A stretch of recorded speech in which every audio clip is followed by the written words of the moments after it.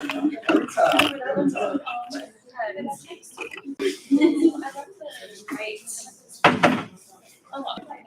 Yeah, you just relax over there. Hi class, my name is Lorena. I want to begin by asking you sort of a strange question, but I promise it's going to tie up the lesson. I want to ask, what is everyone's fears? Now, everyone doesn't have to volunteer, but I would like for some to, and then I'll express mine. Go ahead. Heights. Okay, so let's imagine that you're on a roller coaster. What do you feel when you are at a very high altitude? Okay, stomach pain. What else? Okay, alrighty. Anyone else have an example? Thank you so much. Go ahead. Moths. Okay, so if there was a moth, if I just placed one right next to you, how would you feel? I'd run away. So you'd run away. The feelings you would feel would be what? Uncomfortable, right. Thanks for sharing. Mine, I'm so terrified of bees. And the whole, save the bee movement, I support from like far. I feel very uncomfortable, queasy, just not myself. I'm just completely terrified. And for some, they can feel like that now, especially that now it's post-COVID in a way. Now that employees are required to go back to work in person. And although there are still some who are still working on Zoom, there are a lot, though, that have been requested and asked and even forced by their employers to come back in person. So why? I answered what's going on, right? We're all pretty much aware of that. But why? It's some research had shown that a lot of companies were saying that it was to preserve company culture and the legacy of the company. And they also had responded with, we don't want employees checking in from a Greek cafe or a Thai beach resort, and I'm pretty sure your pajamas don't represent the company either.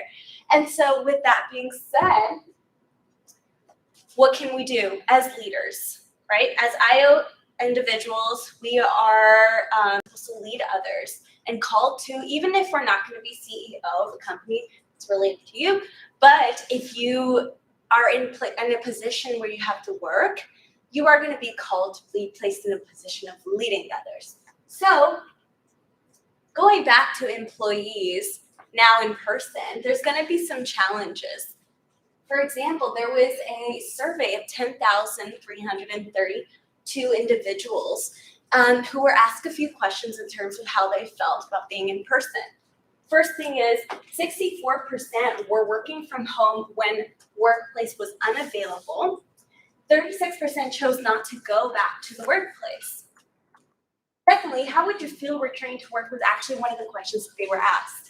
How they responded, 64% were uncomfortable, and 31% were actually very uncomfortable. Emphasize on the very, and that says a lot about the fear that employees have because of going back.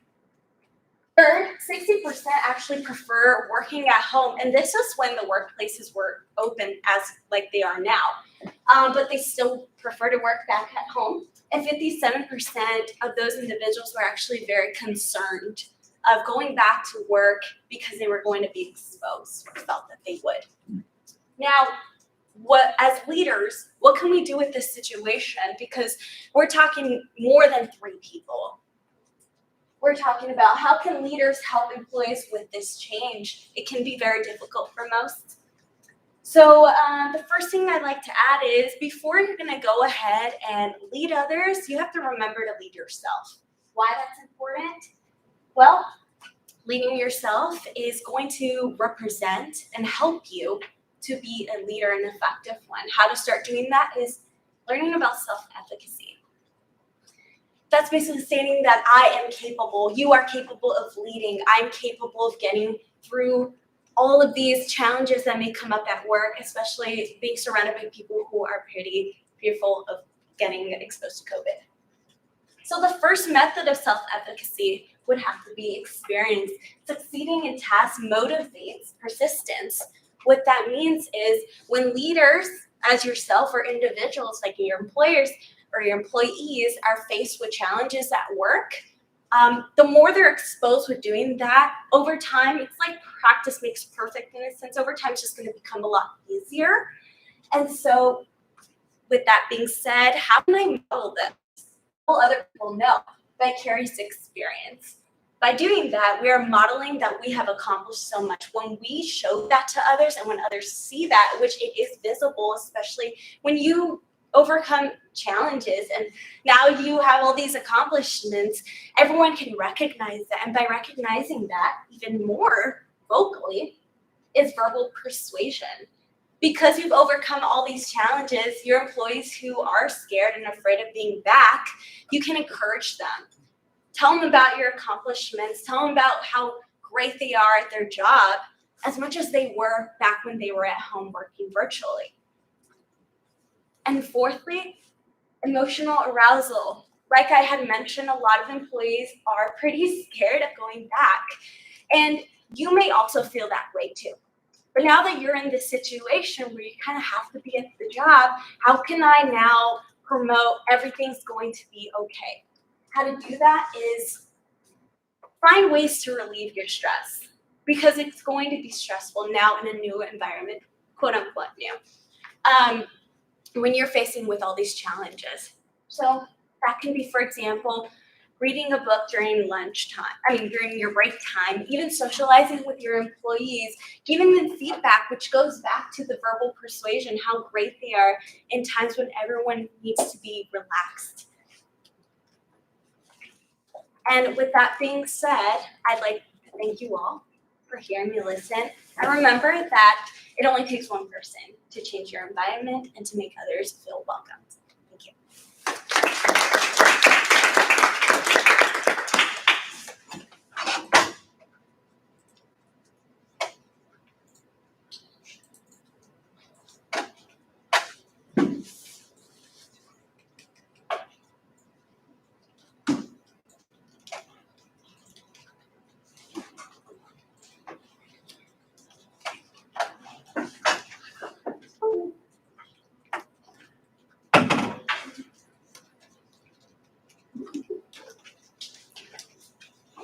Go ahead. I think you did a really good job. I liked how you tied in self-efficacy to the readings. It wasn't something that I thought about. But yeah, I mean, you kept looking back at the screen, but then I recognized that I know, I was turn like, on. oh, no. So I'm probably gonna do the same thing if I have to present tonight and I can't turn that on. So I totally understand. But other than that, it was really good. Thank you. You're really confident in what you're saying.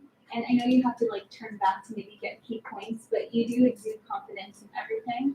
And I love the slide. I don't know, I like it so much. But when you have the 4 self-efficacy, when it pops open, that illustration, I don't know, I really enjoyed that. I was like, I'm gonna try something new. Yeah. Okay, Cool. thank you so much. So whenever you're raising your hand. Go ahead. I don't know how relevant this is, but I like the fact that your outfit matched. Yeah, that's totally planned. It was really good. I thought you had a lot of energy, which to me was engaging and very informational. I like the 4 methods of self-efficacy. So thanks so much. Yes. Like, especially for kind of being put on the spot, you did really good. Like, I feel like if I was about to go with things like, to be feeling a little bit more nervous, but you really handled that very well. I was like, Yeah, thinking, no, you did great. Okay, thank you. Yes. A question. Go ahead. I know that, topics such as this is pretty new. What are some challenges that you encountered incorporating this in your presentation? Challenges, we're definitely finding some statistics and some research that backed up of how people have responded with going back because it's fairly new. So with the statistics that I had I have it right here. It was from a survey from 2020. However, it's funny because now it's reflecting what's happening now. So in some way, since responses like that had occurred back in 2020, imagine them right now. And so, yeah, I decided to implement that, but still it was a bit of a challenge. Alrighty. I loved the intro, the beginning with the question. It was really good. It was very, I think, engaging, right? You got people to respond, which is good. You thanked them for responding, which I think, and we can all relate to like fear. Everybody has some fear, whatever it is. And you interacted with your audience, a person that you spoke with really well, because they didn't tell you their feeling right away, right? And you had to like re-ask, Yeah. what would you be feeling? And that was good. It was a good like refocus, because it's not a behavior. That's not what you're talking about. You're saying like the feeling. What is the feeling? And drilling down on that, because a lot of times when we're asking questions of our organizations, whatever they are, you might get just the kind of what would it be called, like the company message, right? Just like not the answer, just the company line. Like, okay, this is what I'm supposed to say. It's like, well, no, what do you do? Like, what exactly are you Like, let's supposed be to real. do? Or what is, if that's what you're trying to, ascertain, or what is it that, these people are feeling based on some types of questioning? To be able to redirect and re-ask the question without being offensive or demeaning or anything is great. Like that's not always a given. So I think you did that really well. Thank you. Yes. I liked the slides. They were simple, but really informative. You had a clear message. Like the clarity was like, okay, there's 1, 2, 3, and 4. I'm going to tell you about these 1, 2, 3, and 4, and go through the whole thing. And I liked that. I think it might have been, it might have been amplified with an example. Yeah. It's tough because you It just have is. to like come up with one, because it's not like a lot exists Yeah. per se. Like as you're saying, like this is new. We're still learning a lot, and we haven't distilled all of our own experiences yet. Right? We're still trying to grapple with this. I was talking with a colleague, and not all schools have gone back in person even. So Yeah, like, summer show online. some are still online. So it's not like we're all having the same uniform experiences either. So of course, some people are still remote, and some people are still, or are able to be in person. Some people never went remote. So you have a very diverse set of experiences, and with that, you're going to have an even wider array of responses to those experiences, because it's been so different for everybody for a variety of reasons. Yeah. So that makes it quite challenging. But I think a simple example to like carry throughout those 4 self-efficacy points that you had would just make it a little bit more accessible. Like, okay, like how exactly could we accomplish this? Well, like Gotcha. with a quote or a Yeah. person or an A/B choice, or like something that like we could really hold on to Yeah. to make it like more tangible. Mhm. But I think you deliver so well. You're a great speaker. I wrote this down, but I would try and move intentionally. Sometimes you'd like spin around. I was like, well, I she's know. very athletic. but I was almost dizzy. No, so just be intentional about the movements you make. Sometimes I'm like so not aware. It's great. You're moving. But that would be just another thought. But I think you did a really great job. Thank you again. Good job.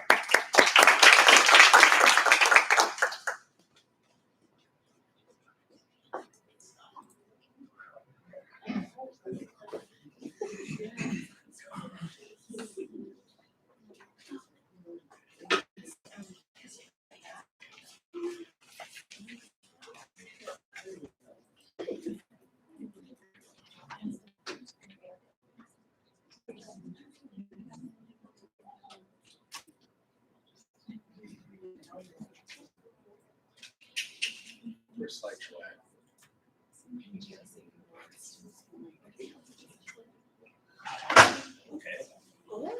Hey. That was tight. That was tight. As this, I'm like, oh, okay. But everyone forgive me if I might become monotone or break eye contact or get a little bit shy. I'm trying to conquer the fear of being up here in front of everybody. So You're doing great. We love you. singer, okay, it's working. It's working. Yeah. Thank you. Not too much attention. I'll be shy. Okay. But as you guys can see, I'm doing a presentation on returning to work post-COVID. This was a tough little project to do because there's so many ways you could have tackled this. You could have did a project that's putting together how is a hybrid of non-remote work and remote work looking together? How does it compare like remote versus non-remote? There's tons of ways you could have did it. I chose to focus on why a majority of Americans do not want to return to work in this generation. First, this is another side note. I wanted to examine why millennials don't want to return to work, but I didn't know like how to do it, how to research it. So I was like, yeah, let's just focus on work. But when I got the news, being a behavioral therapist, like we had to return to work and that I could not work at home no more, that was me. I was like, oh my God, there's my money, there's my free time. I got to go back to work. But it's okay because like last week, we had a recap. I don't know what I'm saying right here, but let me move over there. We had a recap. I want to recap what we talked about last week, which was basically work before COVID. So if you see on the far right that there is higher non-remote jobs, that people would work more in a workplace such as Amazon, they would go into office, they would do other things instead of working remotely from home. But as time progressed and we moved to closer to 2020, the height of the pandemic, there was a need to work inside the home or work remotely, not in the office around sick people, because I wouldn't. It's horrible. So if you go back to that chart and investigate it, these are some of the reasons why these are some of the reasons why you would want to work remotely. It's a positive, it's a plus, it's amazing. I'll give you guys time to look at that. It's beautiful. I did that. But with remote work, it's beautiful, it's perfect, but we got the breakthrough of being the Pfizer and Moderna vaccines. They proved to have very high efficacy in stopping the spreading of COVID-19. So there should be a reason why we don't need to do remote work no more. We should be able to go out, like from remote work, go out into the real world, and have a job, have a life again, be with people, commingle, talk, say what's up to a friend. But that's not the case. As you see that from January 2020 to September 2021, jobs in America have slowly increased. So you're wondering why. We got a vaccine. Why are people not wanting to go back to work? That is an issue. Why don't they want to go back to work? So I took a deeper dive into examining why people don't want to go back to work. Instead of explaining why, I'm going to give you guys a cool minute to look at that. Anybody has questions if you want to explain it, go ahead. I will take questions on this part.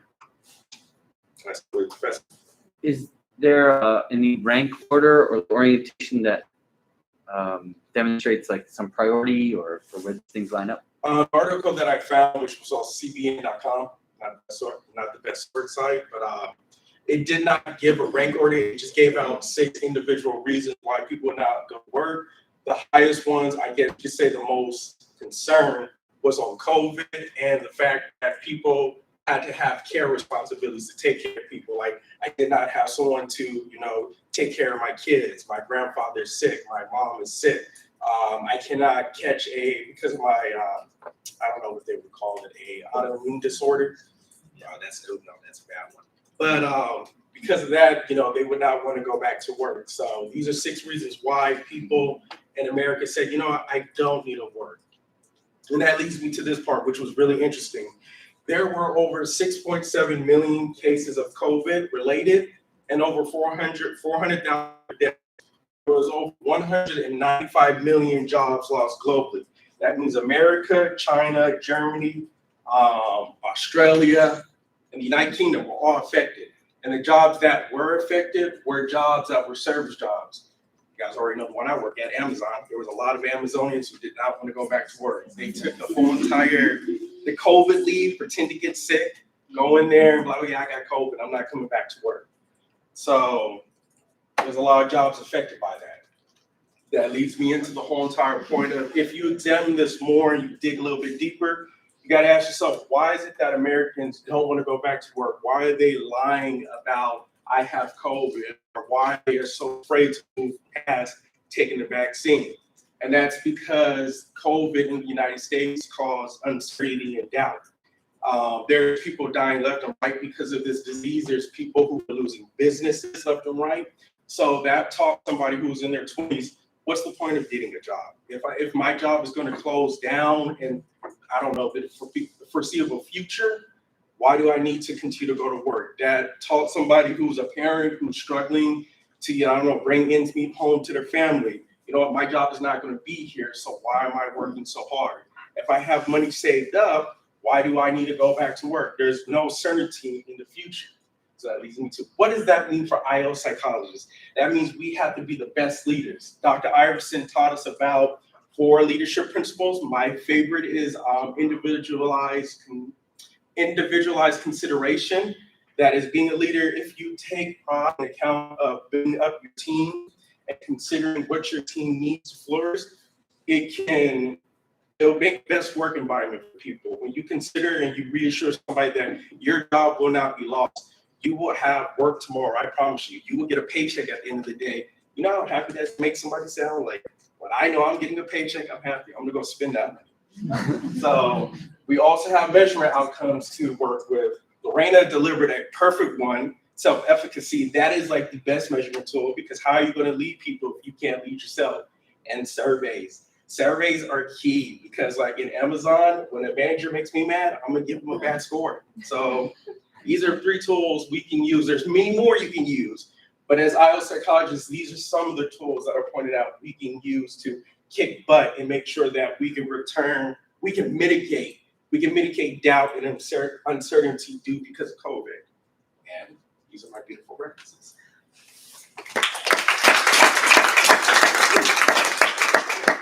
Questions? Scared them. Yes. Strong work for getting up there and trying to conquer your fear of talking in front of people. I think you did really well at that. I feel like the most important reason for not wanting to go back to work was missed, because mine would be to roll out of bed and stay in my pajamas all day while I'm working. I just don't, but not your fault, right? But I really liked the effort that you put into giving us the reasons, what people are thinking, what their concerns are, why they continue to have those concerns post-COVID, and also some resources on how to combat those challenges in going back to work and dealing with people who are maybe present at work but still have considerable concerns about being there. And how do you manage people's feelings of fear and uncertainty even though they're at work, because it's going to be into their work product, right? So being able to utilize those resources that you presented as a way of containing that and also creating a safe and open work environment.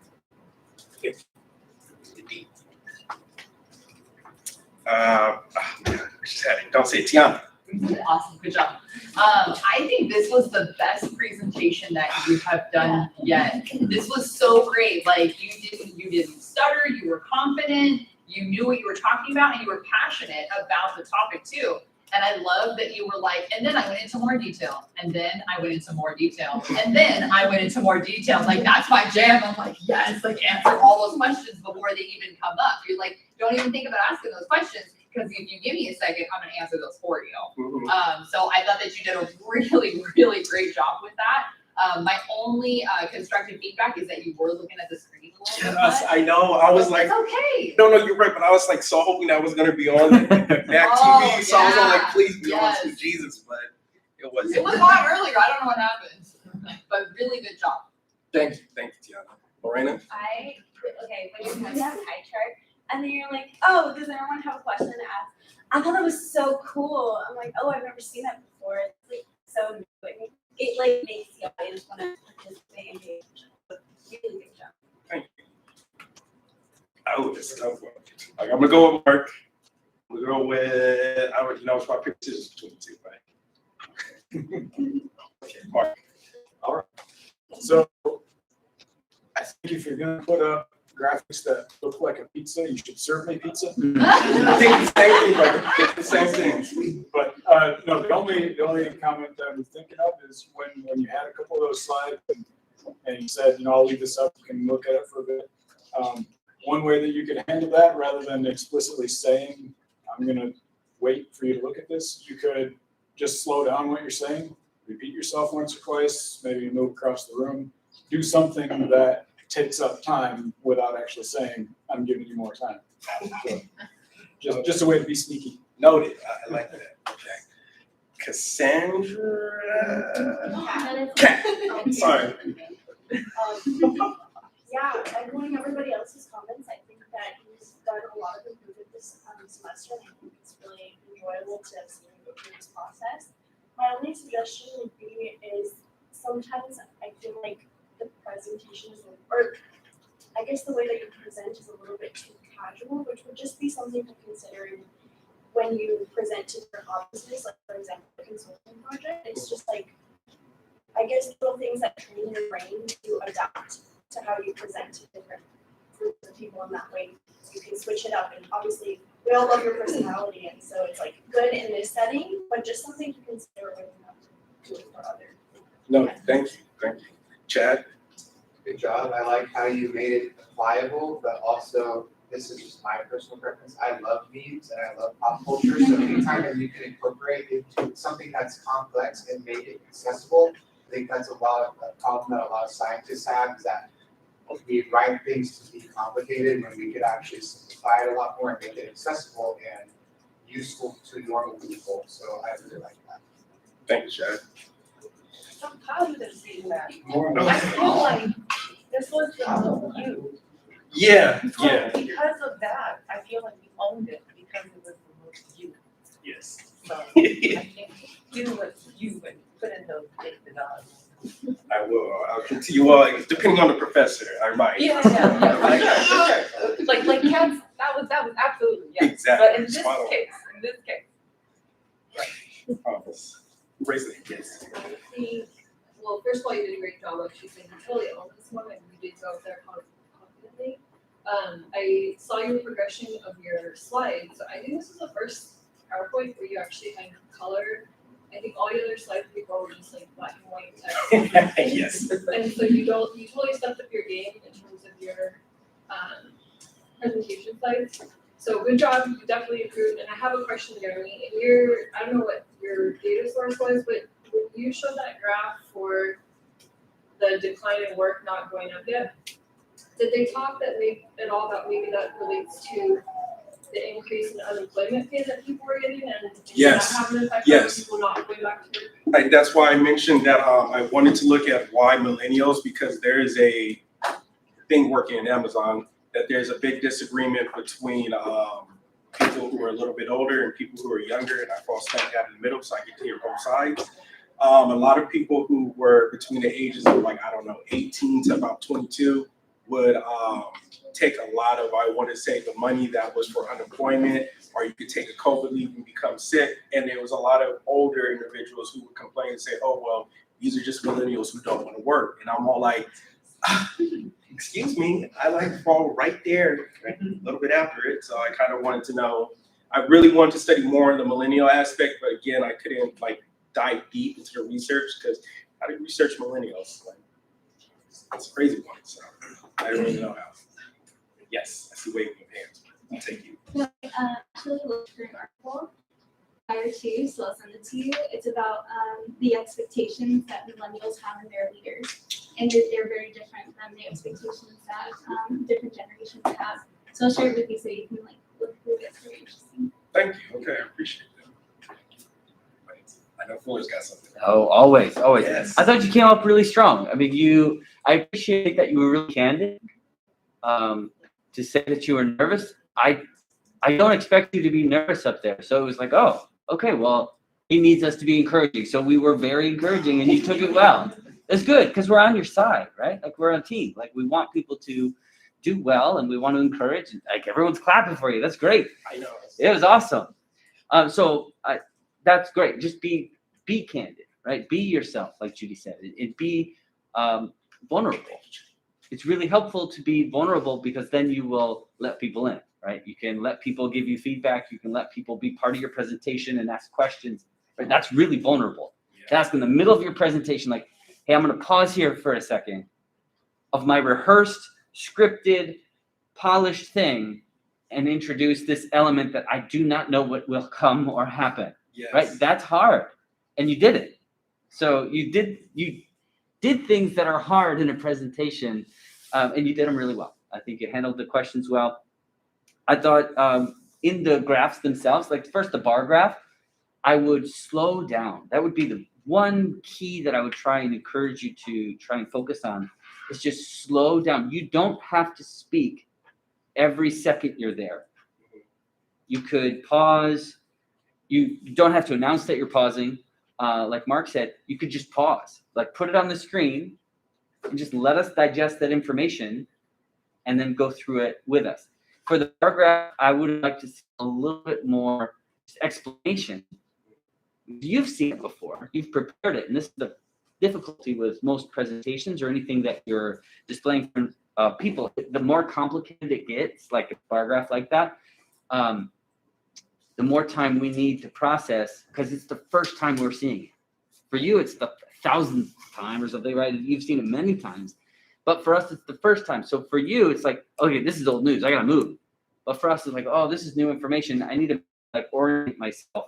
Like you're talking about the right side of the graph, but is that your right or my right? Or I'm not sure. So I was trying to stay with you, but just try and slow it down so that we can get as much out of it that's there, right? That is presented on the screen when you have so much content there, like that needs processing, right? That needs time to think about.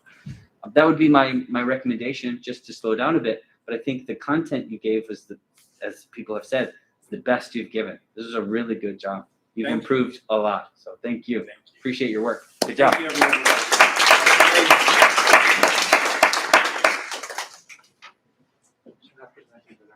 Oh my God, you're gonna turn on for me? Thank you. What am I gonna say? Because of that. So in the future, it's this black box, and where it says on. Oh, so just turn it on. There you go. What would we do without you?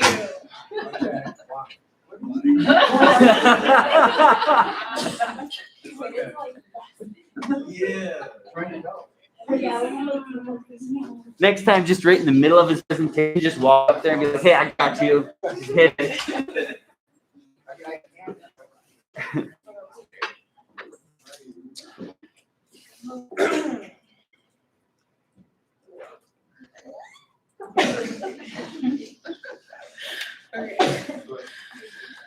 Hi everybody, I'm Yanni, and this week I decided to try something new. One, we're gonna breathe. I'm going to breathe this week. And second, I'm not gonna talk about my job. Clearly my job is my comfort space and kind of where I've literally chose all my papers, everything to go kind of after. So I wanted to take a different look at the reading this week and just talk about leadership for a new era and my thoughts on it. So before we talk about the new era, I kind of wanted to go through the COVID timeline and just like walk through our lovely last year and a half. So we started March 2020. We thought we were gonna have a 2-week lockdown at home, and were we wrong? That 2 weeks turned into 4 weeks, turned into a year and a half, and now here we are. A lot of us still working from home, a lot of us still in this interesting hybrid lifestyle. And I don't know about you guys, but for me, 2020 was a blur of confusion. There was the beginning of like, COVID, is that real? Then there was the, oh wow, COVID is very real and very much affecting a lot of the people that I care about and love.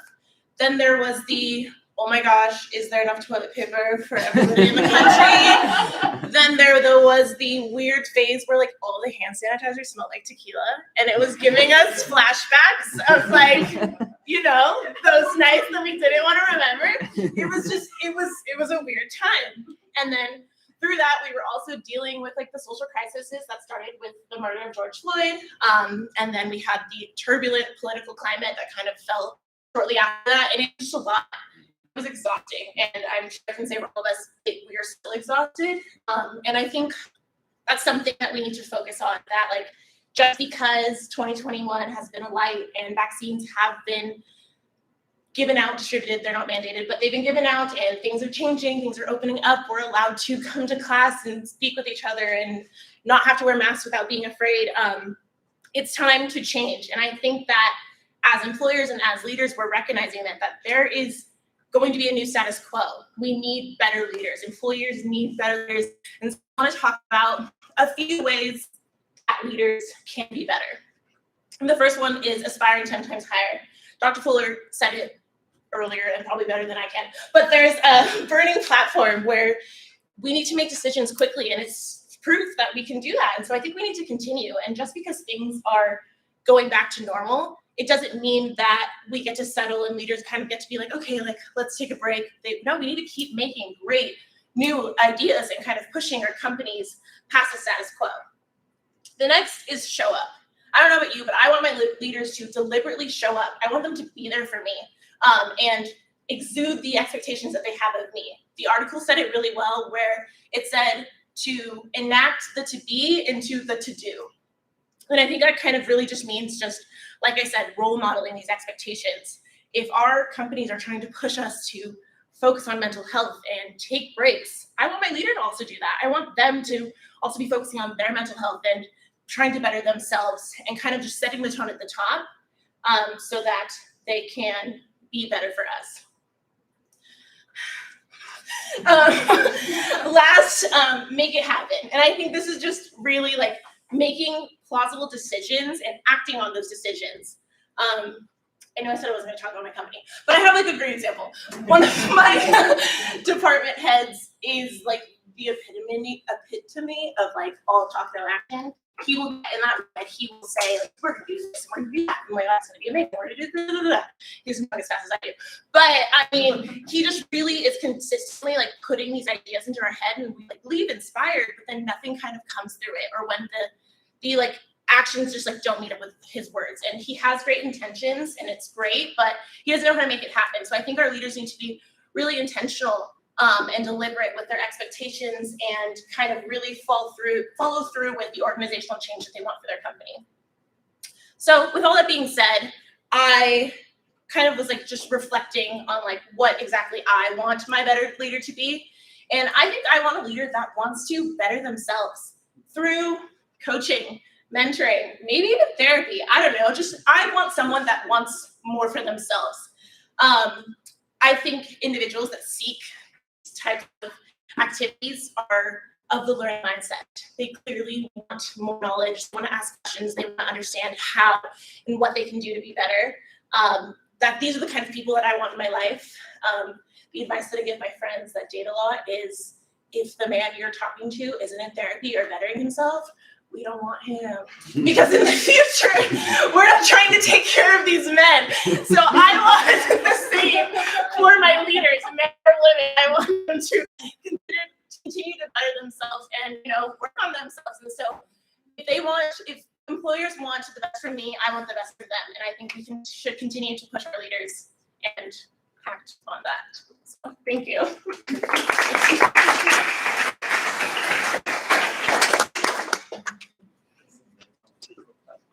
That was my plug for therapy. I love therapy. Everybody should go. Thank you. That was a great job. Oh, not Mark. I'm sorry. Chad. I know your name. Criticism. So just great job. You didn't read, like you just had bullet points on the slide and you let yourself talk and you showed that you knew what you were talking about. Your slides always look good and you're very well spoken. Like I mumble a lot, so to see someone enunciate and speak quickly, I'm like, that's really skill right there. Thank you. So this was really good. I really Thanks. Yes, Verena. Yeah, I mean, bouncing up what he said, it was very entertaining, but I didn't want to take notes, but I'm like, but I'm gonna forget. So I had to, but oh man, I loved it so much. One thing I would suggest, you did say kind of. Okay. Like as a filler word, but I mean, I know you're capable of accomplishing that, and it shows because you've grown so much from the first presentation. Come on, and so yeah, thanks for presenting this. One more thing, love that you added in the beginning, and you kind of gave us a whole timeline of what was happening, and it was so relatable. Obviously, because we all went through it, and it was enjoyable. The jokes. I wanted to laugh longer and louder, but I'm like, it's not appropriate. But yeah, thank you so much. Thanks. Yes. Tiana. Yes. Oh, okay. Yes, sorry. No, you're fine. I absolutely love that you started out like with a timeline. That really shows that, you know, like Logan's right. Like even though we did all go through the same thing, like sometimes we have to take that time to reflect on what happened. Like sometimes we're so busy and going through what happens, like it takes somebody else to be like, hey, like look at all the stuff that we've gone through. I appreciate that you talk about therapy not for people that have mental illness, but as a way to better yourself. I love that. I have been trying to tell every single person that I know, I don't care if you think you need therapy, you do. You should go. It's good for you. It'll help you be a better version of yourself. I guarantee you. It's absolutely amazing.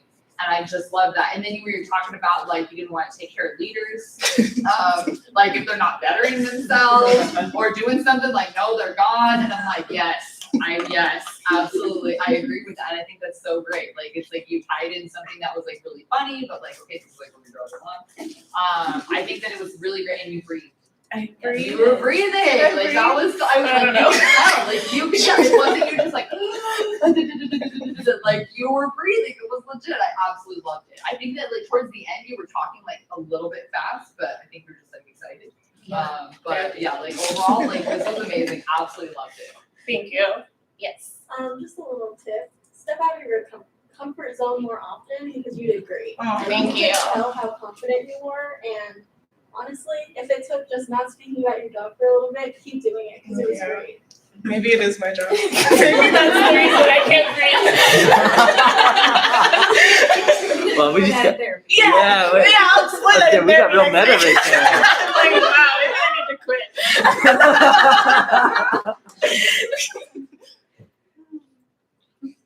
Yes. And then also positive feedback. I think everybody has like a different way of presenting. I think you kind of found yours. When you have less and you just are able to be more conversational, you flow really well. Yeah, I agree. Thank you, Judy. Thanks for the affirmation. I needed that. I thought my slides were really boring. I was like, should I write one? It's called minimalism. Yeah, which I'm not in real life. I love things.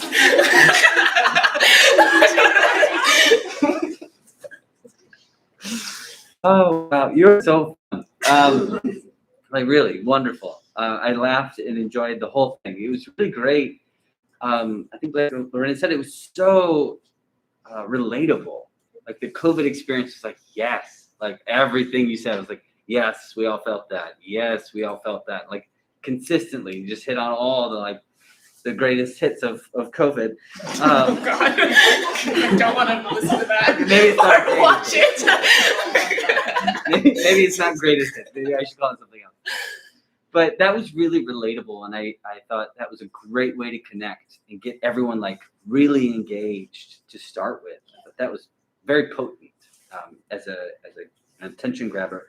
I thought you breathed really well. You caught yourself and even paused and took a breath. You laughed it off, which is fine. And I think maybe laughing is something like that you do often, which is great. I love that. Yeah. So just keeping in mind, like maybe I don't know if it's a thing that you do more often when you're nervous or if you're excited, but it depends on the audience and the professionalism. I think it's wonderful, and I have no problem laughing here and often. It's great. But just keep that in mind, like to know about yourself, like, okay, if I'm nervous, I'm more likely to laugh. So I should, whatever you need to do, either embrace that and just laugh a lot, or depending on the context, try and moderate that to some extent. But please laugh all you want to here. It's great. One thing that I thought about as you were looking at leaders and their development, so coaching, mentoring, therapy, all great. Consider your audience also in that graduate students, like going back to school. Like, that is a huge self-improvement. Like that is one of the most financial investments you make. Like it's huge in time, like it's massive, and energy. I think I'm preaching to the choir here. Yes. So it's big, right? That's a massive self-improvement that people embark upon, and that's what your audience is doing. So consider your audience. That's another like really big grab for like, hey, we're all doing this. You're doing this to like have them engage with you, but also like build them up. So as something to consider, like, okay, who am I speaking to? Like really focus on the audience members and who they are. It was wonderful. I really enjoyed this. Definitely get out of your comfort zone. It was so fun, really engaging. You did awesome. Great job.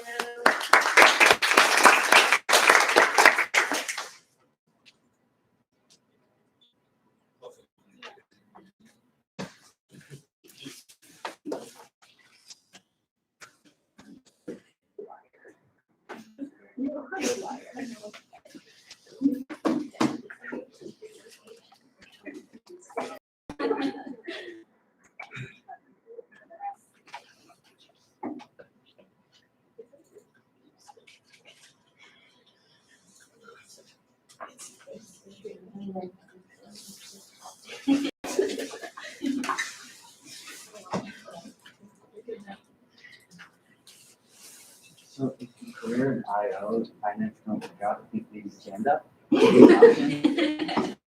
my god, I tell that really Yeah. often. You do really well.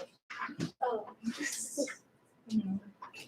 Very funny. Just trying to be relatable. But it works. For you.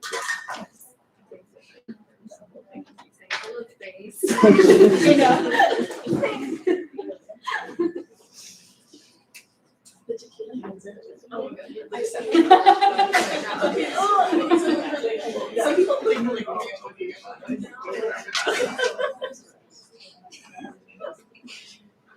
That was what I said. Tequila? I don't know what your sanitizer your hand is. Were you using tequila for hand sanitizer? I mean, it worked, right? You look like all of the Oh, my wife was really on it. Like, we had really good hand sanitizer. from the beginning. No. She was so mad at me, like, in the beginning of COVID, because I didn't, like, she said, hey, we need more toilet paper. I think we're good. And then, like, it's all sold out for months. She's like, I told you. I'm like, oh, okay. All right, you were right. All credit goes to you. Yeah. Oh, yeah, I was fine. She's like, I got the hand sanitizer. You did great. You did great.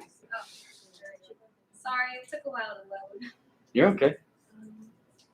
Amani, Miami's doing her stand-up routine. How do I like drag it to? You got to go across that screen over to that one. So it's like 1, 2, and 3.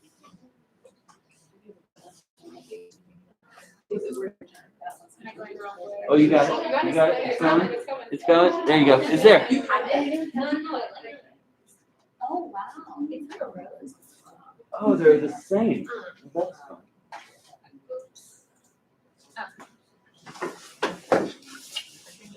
Oh, okay. As you guys probably know by now, I struggle really bad with public speaking. I had sleepy time tea, so hopefully I'll be too tired to get nervous. So I feel like shake and stuff. Just pretend it's not happening. Well, okay. So hi, I'm Marina. I'm doing a presentation on work after COVID. Oh, clicker. Sorry. So first I wanted to start off by showing a quote on the impact that the pandemic had on the workforce. So this is by the Pew Research Center. Pretty much it just says that the coronavirus outbreak that began in February 2020 sent shockwaves through the US labor market, pushing the unemployment rate to a near record high and causing millions to leave the workforce. So COVID-19, what happened? Millions of people were furloughed and lost their jobs, as well as others who had to rapidly adjust to working remote now that their offices are closing down. And also many workers who could not work remote were now having to be deemed as essential workers, and this involved people who worked in hospitals, grocery stores, gas stations, etc. Now that we're talking about remote work, I just kind of want to throw a percentage. So 57% of employees had to work remotely. And this mass transition was really hard for a lot of people, having to rapidly adjust to now working remote, now that their offices are closing down. And also a big transition for companies as well, not knowing how well it was going to work for them as a whole. But actually, working for them, realized that it did not do much harm to their productivity or efficiency. Oh, sorry. And then also I talk about like the 3 major benefits of remote work. There are a lot of benefits, but these are the 3 that kind of highlighted the most to me when I was reading on the articles. And the first would be location independence. Now that there are a lot more job opportunities that are remote, there's no longer a limit to geographic location. There was also a huge environmental impact with remote work being implemented. Remote work has avoided emitting 3.6 million tons of greenhouse gas emissions through commuting-related greenhouse gas emissions annually. And last, this might be a small point, but companies saved a lot of money for no longer having to rent out office spaces now that their employees are working from home. And now it's more just trying to figure out how are we going to implement all these changes into the current times now that COVID is kind of moving along, still very present, but things are slowly moving forward. There are 6 organizational shifts that I wanted to mention. So the first being the obvious increase in remote work. 48% of employees will work remotely versus the 30% that were already working remotely before the pandemic. 2 was the expanded data collection. 16% of employers are now using technologies to monitor their employees. So this can be done through virtual clocking in and out, tracking computer usage, monitoring emails and internal communications.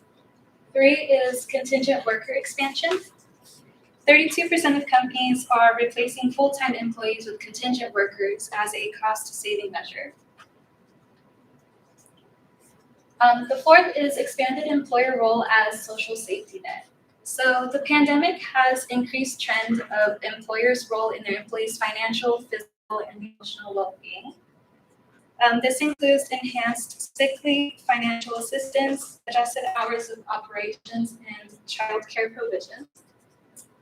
5th is the separation of critical skills and roles. So there are more focus on roles that are critical to the success of essential workflows. So this would be to encourage employees to develop critical skills that potentially open up multiple opportunities for their career development rather than preparing for their specific next role. And then last is the dehumanization of employees. So there's a lot of problems previously with, and currently, with organizations and companies putting the work before their employees. So people are now pushing, especially after the pandemic, trying to force organizations to focus more on employees before the work. These are my references.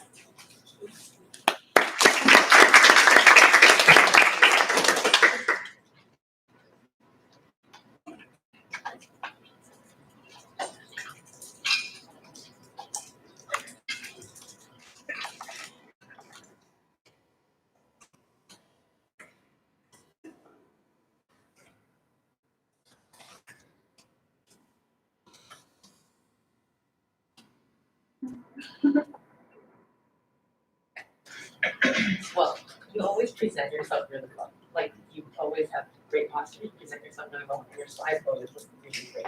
Like, it's clear, it's neat, it's organized, it's visually appealing, it looks great. So I think you can actually learn to hide your nerves, because if you didn't say it, I would have known. All the presentations that you've given, I know just 2 times you mentioned that you're getting used to being up there and talking. I would never assume from you. I've always loved your presentations, never had anything bad to say about it. I have to pick one. But you've always done an amazing job. So continue the next presentation that you give, whether in this class or future class, you always kick butt and don't be afraid to talk to other people. Thank you. You have a really good pace when you speak, and your voice is, you have a very nice voice. Your slides look amazing. They have a lot of content on them. I would just suggest don't apologize ever. If you do make a mistake, like you all pointed out before, or have pointed out to us, is nobody knows when you make a mistake until you apologize. And like we learned in Iverson's class from the presenter there and the narrator there, just don't apologize. You don't need to apologize. Okay, thank you. I actually really enjoyed the fact you brought in some of the positive aspects of people working from home and COVID, just because I wasn't even aware of all of the carbon emissions that were being affected. And I think it's just kind of nice because it is a heavy topic, so kind of bringing in some positivity into it is just really refreshing. Thank you.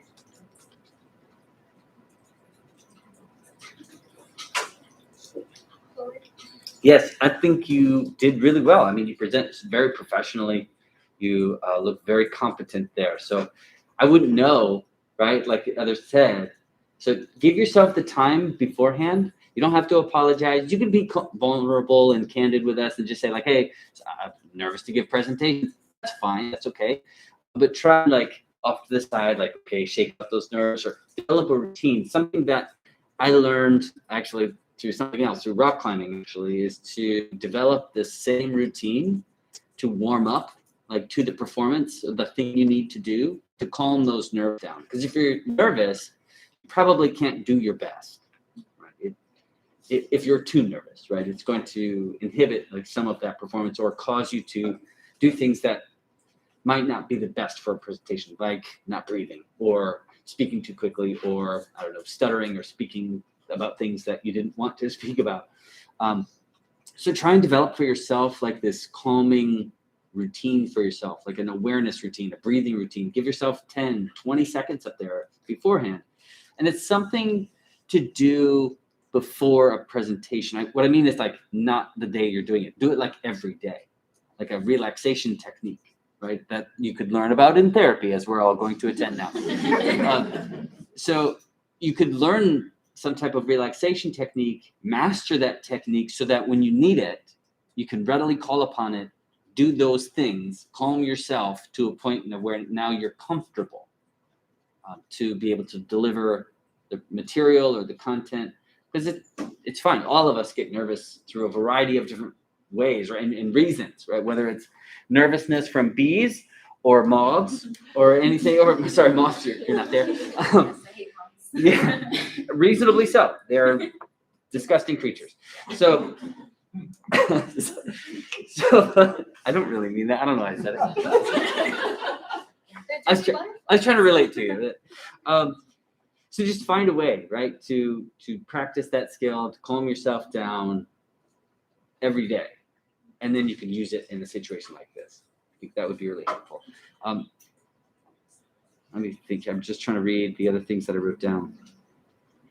In the beginning of your presentation, you had a quote, which I love. I thought it was really good. If you're already nervous, especially in the beginning of your presentation, you can rely more heavily on your audience. You could say, Mark, could you read this quote for me, please? And I'm sure he would happily do so. So you can kind of offload some of that responsibility to your audience, especially if you know the audience, and they would be happy to do it. And that relieves you of some of the burden, right? It takes that pressure off to now you just get a moment, even longer in the beginning of your presentation, to get in the zone, to kind of relax, calm yourself down, right? Kind of strategically to use that time to your advantage. So I think that might be something to try at some point in the future if you ever had that opportunity. I think that might work really well. But I liked the information a lot. I thought it was really good, like really good insights into some of the benefits, right? Some of the more environmentally sound or friendly, results of COVID and ways in which people benefited as well. So I appreciated that. Thank you very much. Good job. Yes.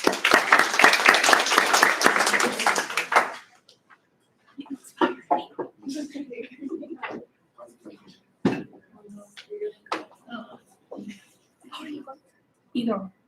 That's okay. Do you want to go first? Sure. Okay.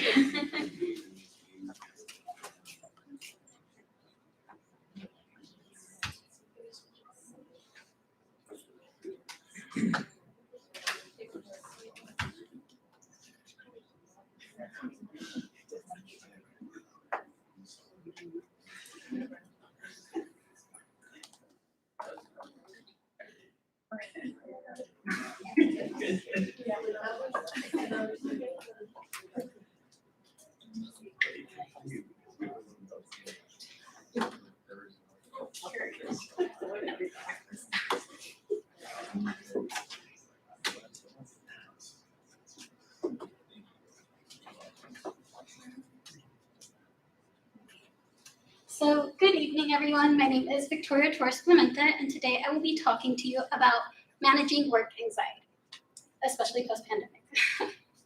So, some stats about this. A lot of people are expected to be back into work by February 2022. 69% of employers are expecting people to be back in. I don't know who has been, by a raise of hands, who has worked remotely or who is currently working remotely. Okay, yeah, so there's a good amount of us. So, by February, be prepared.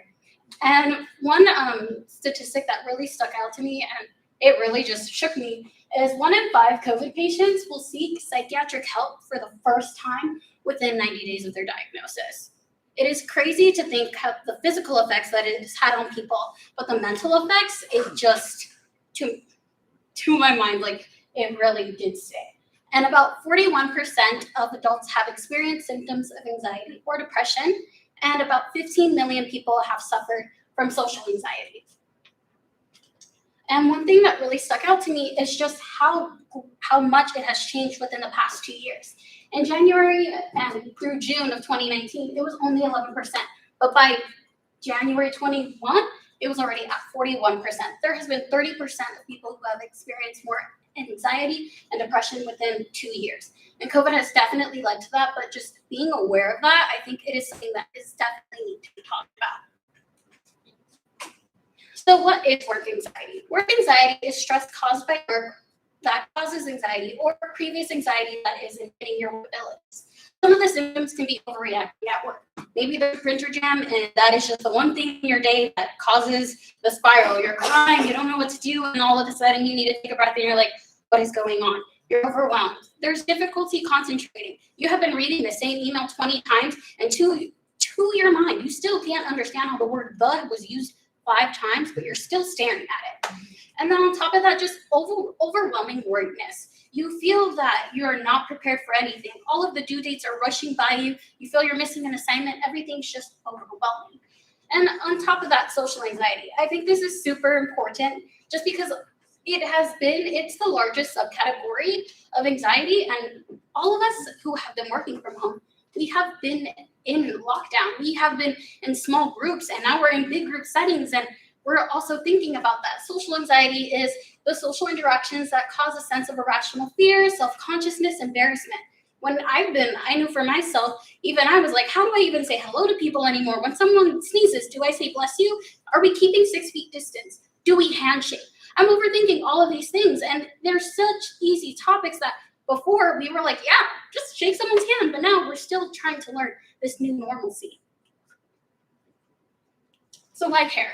The impairments of work anxiety. So it reduces job satisfaction. If you're anxious about work, and especially going back into person, you're not going to be thinking about how can I do my job the best. You're going to be thinking, oh my gosh, how am I even going to get to work? I mean, I got so used to just crawling out of bed, like overwhelming. And the effective quality of work and your job performance will be bad. One thing I think that organizations are really going to suffer from people who are experiencing work anxiety is the team effectiveness. People who are having work anxiety are not effective in team settings. They're usually isolating themselves. So it's going to be harder to be able to interact in teams. And in an organization, that's what people are relying on.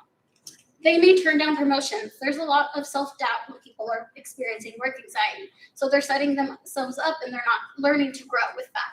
And with less interactions leads to isolation, which can also lead to more symptoms of anxiety and even depression.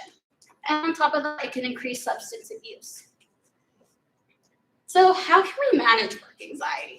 I think one of the things that can be important is it's starting February 2022. We still got a few months. So plan ahead and try to think a little bit positive about it and be optimistic. Some of the things I thought of is planning an outfit. I know PJs have been super comfortable, but maybe there's those pants you bought right in the beginning of March and you have been waiting to wear them so you could show them off at work. Or even trying some new lunches, thinking of new ways to stay excited. Instead of going to my next point of being optimistic, instead of thinking, oh my gosh, I'm about to be in an hour of traffic, well, there's been a podcast you've been waiting to listen to this entire time, and that's the exact drive that you got to listen to while getting to work. Practice flow. Flow is positive psychology, and it's the implement of being in a state of focus. So one of the things is pick up a hobby. If you're overthinking everything and all of your thoughts are getting too overwhelming, one thing I like to do is I practice the ukulele. I will get lost in it for hours. I will be practicing new songs, plucking new strings, and learning so much about it, and I totally forgot what I was worrying about all day.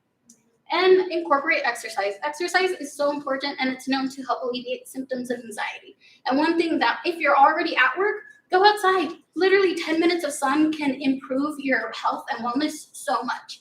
And on top of that, please give yourself some patience, practice empathy, and practice self-compassion. We are not alone in this. Everyone is coming back to this new normalcy. So no one really knows exactly what we're doing. And shoot, I have this moment where someone's like, oh my gosh, hi, how are you? And you're like, hi, hello? You don't even know how to end conversations sometimes. So I think that's super fun or funny to think about.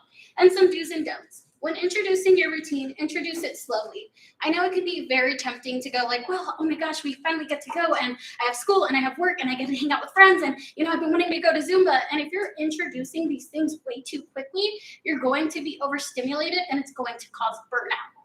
On top of that, be aware, a lot of people are afraid of COVID and there is COVID anxiety, but there has been so much progress within COVID and with the vaccines and having this ability, shoot, even being able to speak to you guys without my mask, that's so much progress.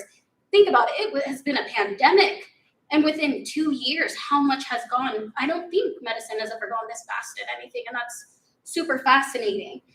So be aware of that. And if you're aware of these emotions, you're able to process them. So that goes to my don't suppress your emotions. When you're suppressing your emotions, it just leads to more anxiety, more cautiousness, and in the end, it ends up hindering your growth.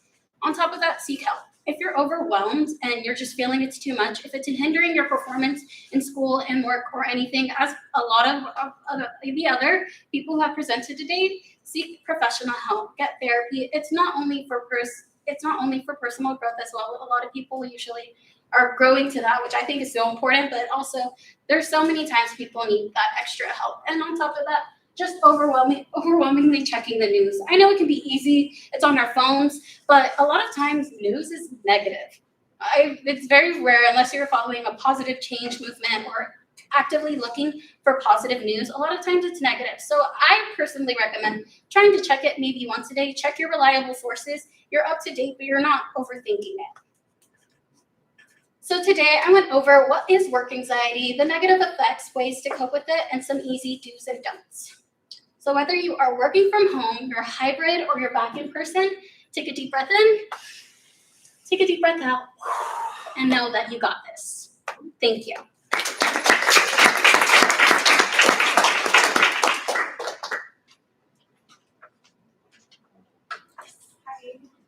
Okay, I just want to say, like, every single presentation you have, I love your slides. Like, this is so pretty. I can put it back. For a little bit of time. I love it. Yeah, I love it, absolutely.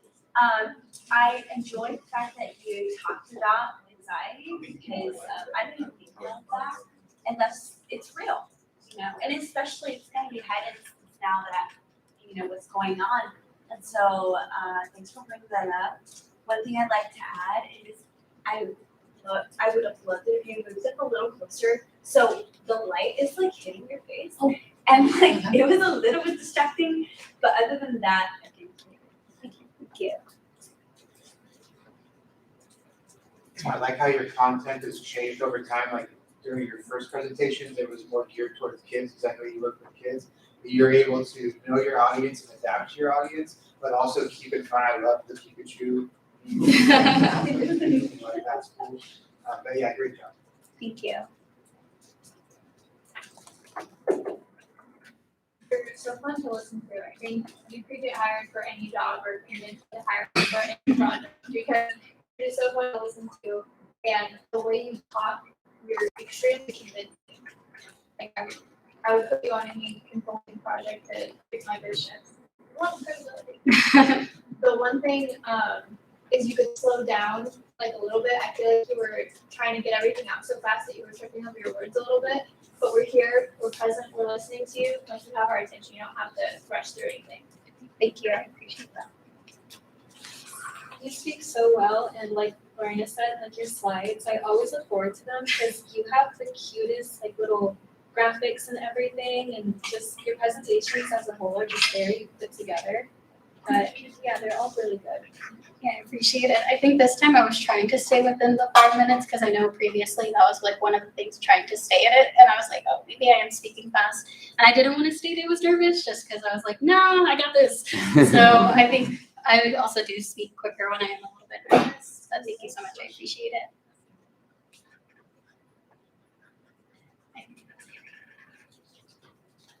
It was good, really good. I appreciate it. As Chad said, you have changed over time in the complexity and the content like that you deliver, and I appreciate that you've elevated, that type of material, and that's good. You show range, right? Like you can work with young adults or children. You can work with university students and graduate students. So that's nice to have a large range to work with and professionals. So I thought that was really nice. I'm very thankful that you explained the Pikachu meme because I had no idea. I mean, I know who it is or what it is, but I didn't know like what that meant. You know, like when people ask me, how are you? I don't know what a Pikachu meme represents as a response. I was like, I don't know what it sounds like. Does it talk? I don't even know. It's just the shock face. Oh, okay. Okay. I had no idea. So that was good. You explained something that I felt like needed explanation because there wasn't any like clear to me meaning of the image. So I'm glad that you took the time to do that. It made sense then.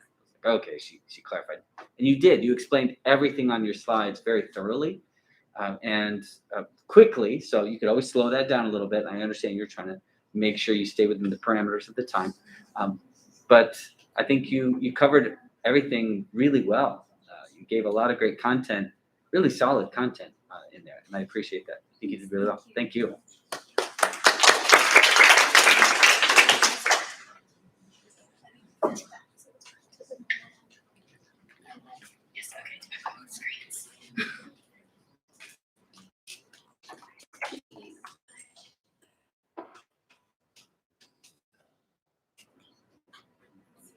That you're going around and giving like personal thank yous. Oh my gosh. I was like, I don't know if I've gotten That's- that much so anxiety.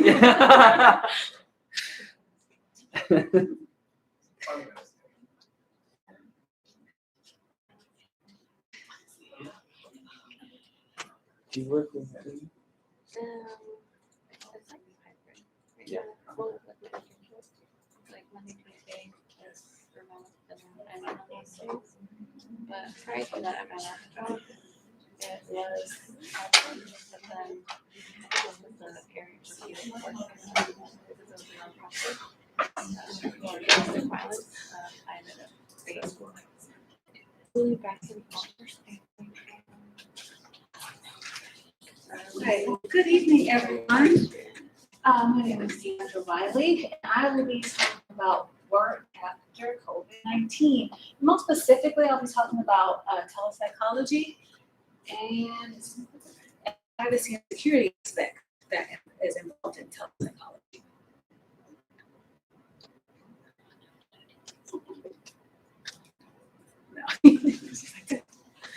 All right, so how did COVID impact the practice of psychology? Well, a recent research study showed that a total of over 250 therapists or mental health professionals were surveyed, and pre-COVID, they all did therapy in person. That was pretty much the norm. I mean, the APA really kind of, even at some point, I feel like found people who were doing any kind of like telepsychology or anything outside of in-person therapy. But as we know, during COVID, we weren't allowed to meet in person. And so the pandemic opened the door for therapists to use lots of other platforms to communicate with their, to engage with their patients, whether that was through texting, video conferencing, or any type of other ways of communicating with them. And post-COVID, the mental health professionals determined that 39% of the survey respondents used telepsychology before COVID, but after 98% were using telepsychology after COVID, right? And so basically this just created like a whole way of thinking, right? This way of like, we can't do this over a computer. Like it's not gonna be effective, it's not gonna be helpful, it's not gonna be healthy. Well, COVID showed us that that is absolutely not the case because telepsychology has been very helpful and very effective in many cases. But what I want to focus on are concerns about virtual delivery, right? I mean, I don't know how many of you take the time to think about what is the safety on your computer, what are your virus protections that you're using. When we've gotten on Zoom for class, I don't know, could somebody in some other country be watching us all in Zoom while we're having class? So think about how important it is to make sure as leaders, as mentors, as supervisors, as consultants, that we are taking the time to be sensitive about how these things impact your business and your work, and also how they impact the people on the other side of it as well. So the first thing I want to talk about is having access to teletherapy. And as I read through my slides, I was thinking, well, access to teletherapy, yes, is important, but I also just think having access to doing your remote work in general, right? Because we think about the fact that how many of you take a question whether or not you have internet on a daily basis? No, right? But there is a large amount of people who do not have access to internet, to telephones, to personal computers, so this has been titled the digital divide, right? And so there is this demographic and kind of regional understanding of people who do not have access to these means. So how would that impact how you were consulting a company that may be trying to reach a certain demographic that may not have access to these things, right? I definitely had that experience during COVID because I worked at a program where a large majority of the people were at the poverty line or below it. So many times more than not, they didn't have access to the internet. They didn't have a personal computer. So trying to fill out forms and figure out when they were going to come to their appointments and how to schedule their appointments, which was all done online, was really hard for them to do. So it was really about being sensitive to that and recognizing ways to kind of combat those challenges. So studies show that in 2019, approximately 5 million rural American households and 15.3 million urban or metro areas still don't have access to broadband internet. So think about how that affected kids going to school during COVID, right? Who didn't have access to the internet to even participate in their classwork. So the other thing I want to focus on is how do we strengthen security and privacy? Well, I think one of the things that's going to be most important is doing research on the platforms that we are consulting our consumers to use, doing research on the platforms that we're using. I know during COVID, we had to switch platforms a number of times because they weren't always HIPAA compliant, right? So making sure that there's HIPAA compliance, there's security and privacy rules that are being followed on the platforms that you are utilizing to conduct your business. And informed consent, letting your consumers know that their information is safe. What kind of firewalls are you using? What kind of encryptions you're using to protect their information, right? I don't know about you, but I don't want all my information out there in the cyberspace and all that kind of craziness. So making sure that they are informed about what you are doing to protect their information and their security. And from a mental health practitioner standpoint, and even in general, just making sure that we are continuing to undergo training about the legal, ethical issues related to telehealth, related to remote work, related to the platforms that you're utilizing, because the more that we know, the better quality of work we can put out, the more we can make sure that our consumers are protected, the more we can make sure we're protected, right? And so I think going forward, as we continue to do this remote work, these are some of the things that we need to be sensitive to, we need to be mindful of, and making sure that we are incorporating this into our process of how we are engaging with ourselves, with our consumers, and as consultants, leaders, and as mentors. Thank you.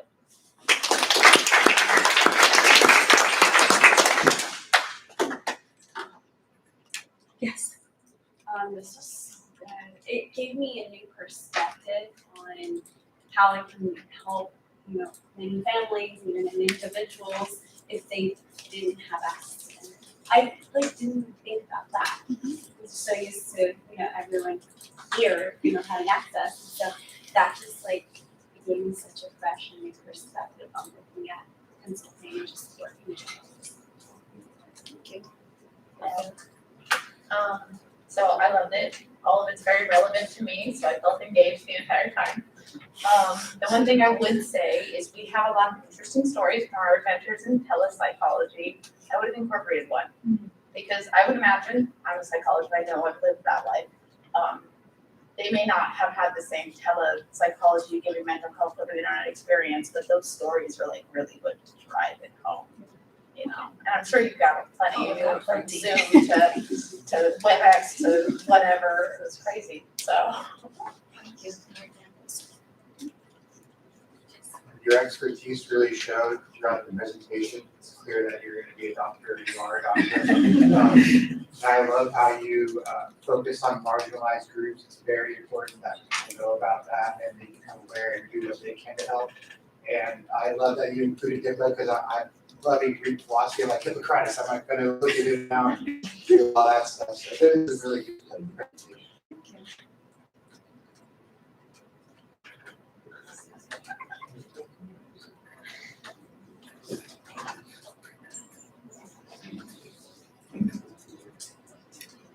course, I really liked the content, right? It was new, really informative, very professional. You're a great speaker, really wonderful delivery, engaging. You know, it felt like I was just like on the edge of my seat, like, okay, what's the next information? Really, really good. I enjoyed that. Something that I think I'm just curious about, so there's more of a question, not necessarily feedback, is about what the preferences are, or maybe some of the apprehensions for the actual consumers themselves. I heard you say consumers. Is that what you call? Well, I was saying, we call them patients, but I know all of you don't work in psychology. Right, okay, I was just curious. Okay, so for patients or for people, is there reservation about using, besides the security feature, like, is there, do they think that the quality of the service that they're getting is lesser, or do they feel like it's the same? I'm just curious, do you have any In information? my personal experience, I think I've gotten kind of 50-50. You have some people who are like, they're used to technology and using it, and so they don't have a problem with it. But people who tend to not engage with technology very often were very apprehensive about, is this going to be helpful? How are you going to translate these interventions through a Right. screen? You know, how is my problem going to be solved this way if we can't meet or interact together? So very much with some apprehension. A lot of times. Yeah, because I mean, we see that in the same in organizations. We're trying to offer some service virtually or remotely. They think, well, you can't be effective in that way, right? You can't understand me the same way as you could if we were in the room together, or something like that, right? So the potency or the effectiveness is kind of perceived to be lesser. Yeah. I don't know if there's any evidence to suggest that's the case, though. There is research that supports that teletherapy is effective. Well, that's what I mean. That the perception is that it's lesser. Right. I don't know if there's evidence to suggest that it is lesser. That's what I mean. Yeah. I don't think that's been the consensus through the research. Yeah. Right. So to that point, though, then do you find that you have to convince them, or does just doing the service and them feeling that it's effective work? I think from my personal experience, just doing the service and relating and building that therapeutic relationship with the client, and also on my part, being willing to think outside the box in ways that how this particular client might benefit from something that may not be conventional in a sense of how we do therapy, but would be very helpful for this client.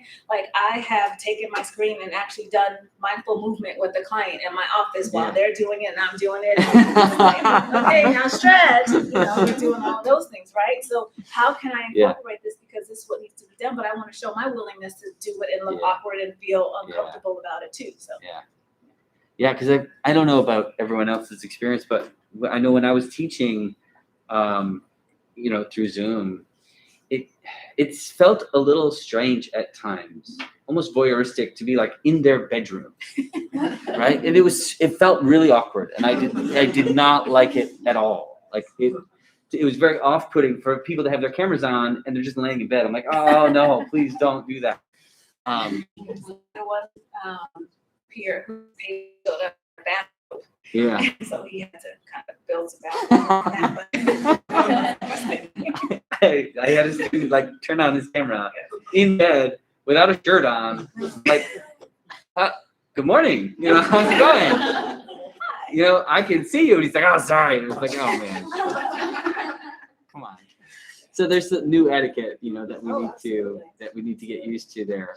So I think this is definitely the future, if not a future, for telehealth, and of course a major aspect that's going to affect IOPSYCH too. Like all industries, right, will be revolutionized by the accessibility that telecommunication provides. So thank you for this particular insight into security to give further credibility and comfort to the people we communicate with, to ensure that they feel safe.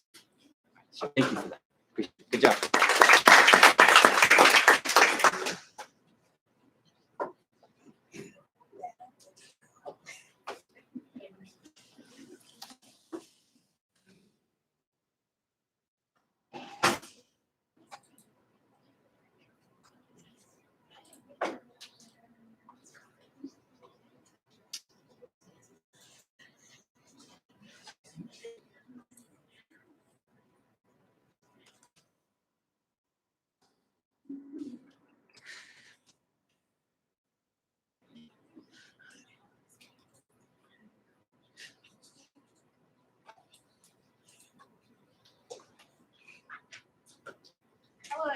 everyone. So tonight I will be doing a presentation on work after COVID. So as we all remember, COVID was a really difficult time in our lives because we had to do a lot of things that we had never done before. And among those things was going to school differently, going to school virtually. We had to stay home. I know personally I didn't have to stay home because at the time I was working at a restaurant, but it was really difficult because when everything was shutting down, a lot of people lost their jobs or they were out of work temporarily. And so it was just a really difficult time, and it was the unprecedented times that created a pressure for everyone to just figure it out. What are we gonna do? People can't just quit going to school, so you have to automatically find different ways how to do it. For me personally, I didn't know what Zoom was before the pandemic, and the first time my sociology professor introduced it, she was like, oh yeah, our last two class sessions will be delivered via Zoom. And I was like, I turned to my friend and said, what is Zoom? I don't know what that is. I need a tutorial. I don't know what to do and I don't want to miss class. So it gave me that motivation to just, okay, figure it out and I have to get this done and I have to just roll with the punches. So some positives about working from home or like remote work, as we've discussed before. There's lower cost for the companies. So basically, since everything is done from home for the majority, there's not pressure to provide tools and resources and trainings and things that would usually cost money or technology because those are mainly provided by yourself at home. There's more flexibility for workers, so you can work from home. You can work maybe during your kids being at school, so that way that doesn't interfere with family time. Maybe you could take a vacation in between and just bring your laptop along and bring your work, so that way you could get both things done. So that's another nice positive aspect of it. And there's also just a general positive employee experience through remote work. And the hybrid model does a good job at highlighting this because now that the pandemic has slowed down a bit, I know a lot of us are going back to work. I personally, now at my new workplace, I work from home for the majority of the time, and then once in a while I'll go into a client meeting. And yeah, some negatives. So there's been reported decreased social interaction. So there are a lot of feelings of isolation. People feel like they're not relating with their coworkers on a personal level anymore. You see them through a screen and you don't know, you can't connect as you do in real life. So that's kind of an issue. There's also limited access to resources, as Deandra just highlighted. A lot of people don't have access to technology or strong technology, so that interferes with their capability to get things done. So that's an issue. And then there's also improper working conditions. Again, if you're working at home and you have a large family, you have kids running around, and you can't focus on your work as much as you would be able to if you were working in the workplace. So is this sustainable long term? Well, we have highlighted a lot of positive aspects of remote work. Research suggests that there are many benefits, but it's kind of difficult to implement in long term, and we're still figuring things out as we go. One of the biggest issues is the deterioration of organizational norms. So there's a less sense of shared identity and culture within the workplace, again, because you don't get to relate with coworkers on that personal level. So it's kind of like you're a bunch of strangers working together, and that can be hard in terms of strong culture in an organization. And so how can we create a positive post-pandemic workforce? So the first thing is we should be mindful of time zones. Now that remote work can be done from anywhere in the country, people can live in different places, or they can travel to different places and still get the work done, but there is that issue of geography. So if I'm holding a meeting at 8 a.m. on the East Coast, it's already 11 a.m. and it's closer to lunchtime. So there's different levels of personal things like lunch, and that gets in the way of productivity. Another thing to consider is leadership style. So what leaders can do to create a more cohesive environment for their workers is to be more proactive, be more inspirational. We've talked about transformational leadership, empowering your workers, and this all helps because it makes them feel not alone and makes them feel like they're cared for, they're all working together to get through this, and that can help. And also the shared identity and belonging, we've touched on this a little bit already, and that just creates a more sense of cohesion within the organization, and it just increases productivity. Those are my references. Thank you for your time.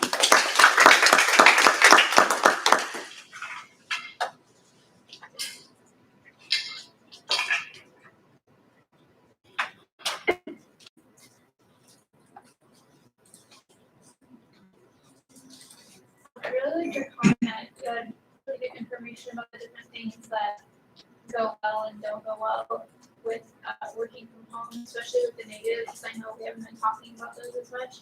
The one thing that might help is a little bit less of the like crunch words I've found, and so, but overall you did really good.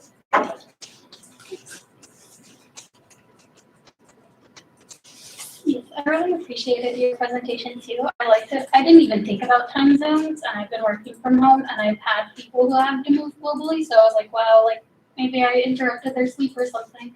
So just bringing that up, I think, is really interesting as well. It was a good presentation.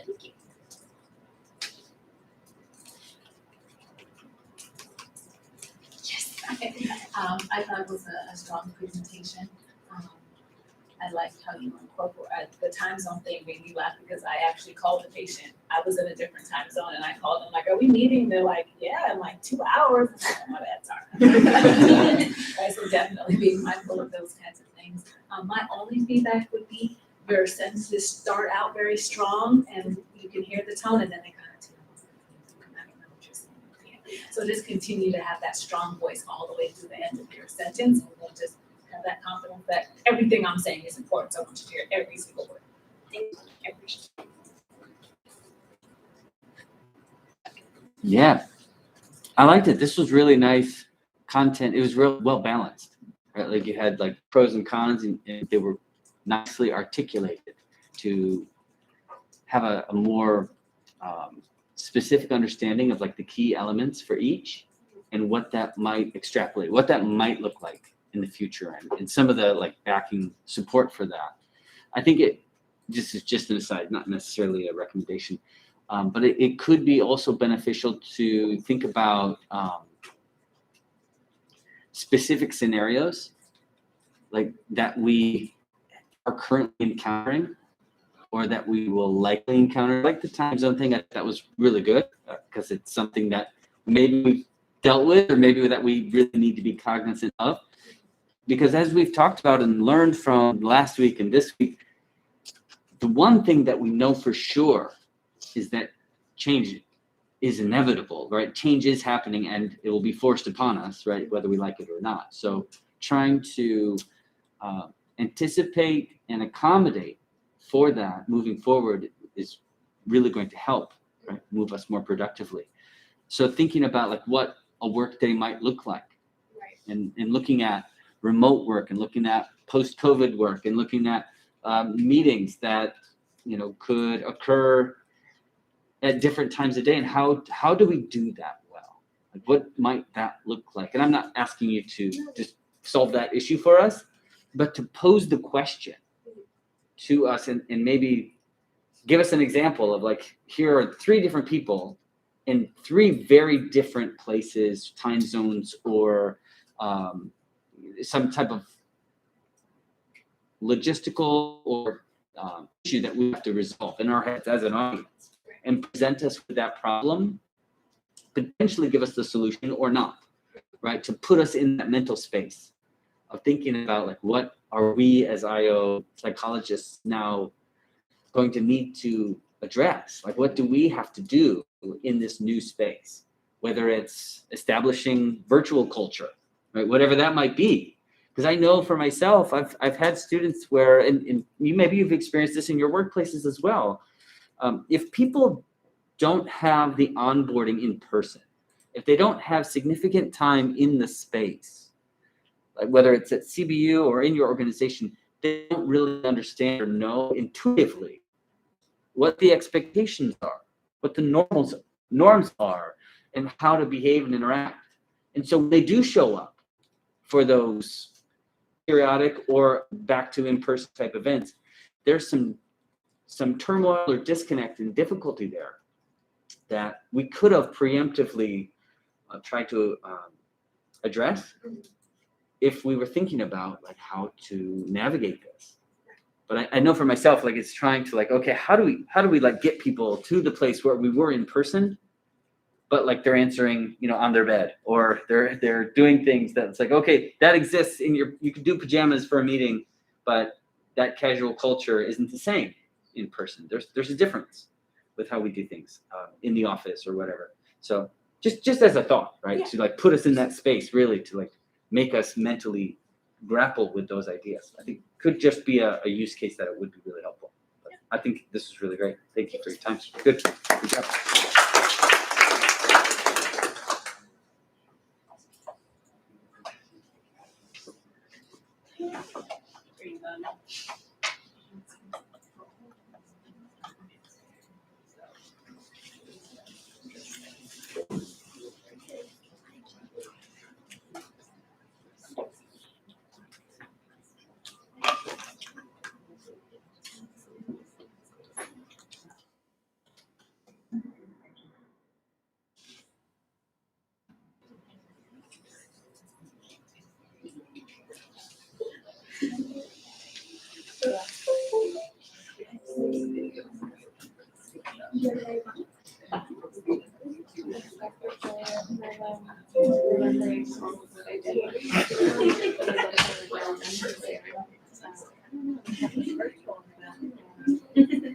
Because I worked in fundraising, so we had a lot of late night events and or and a lot of our participants whatever closer. Oh, technologically inept. Don't say is what you're trying to say? Like they would produce a youth or Oh, yeah. Yeah. and then once it's fantastic that just when the supervisor, because you have everyone cameras on. Yeah. Yeah. And we both noticed the same.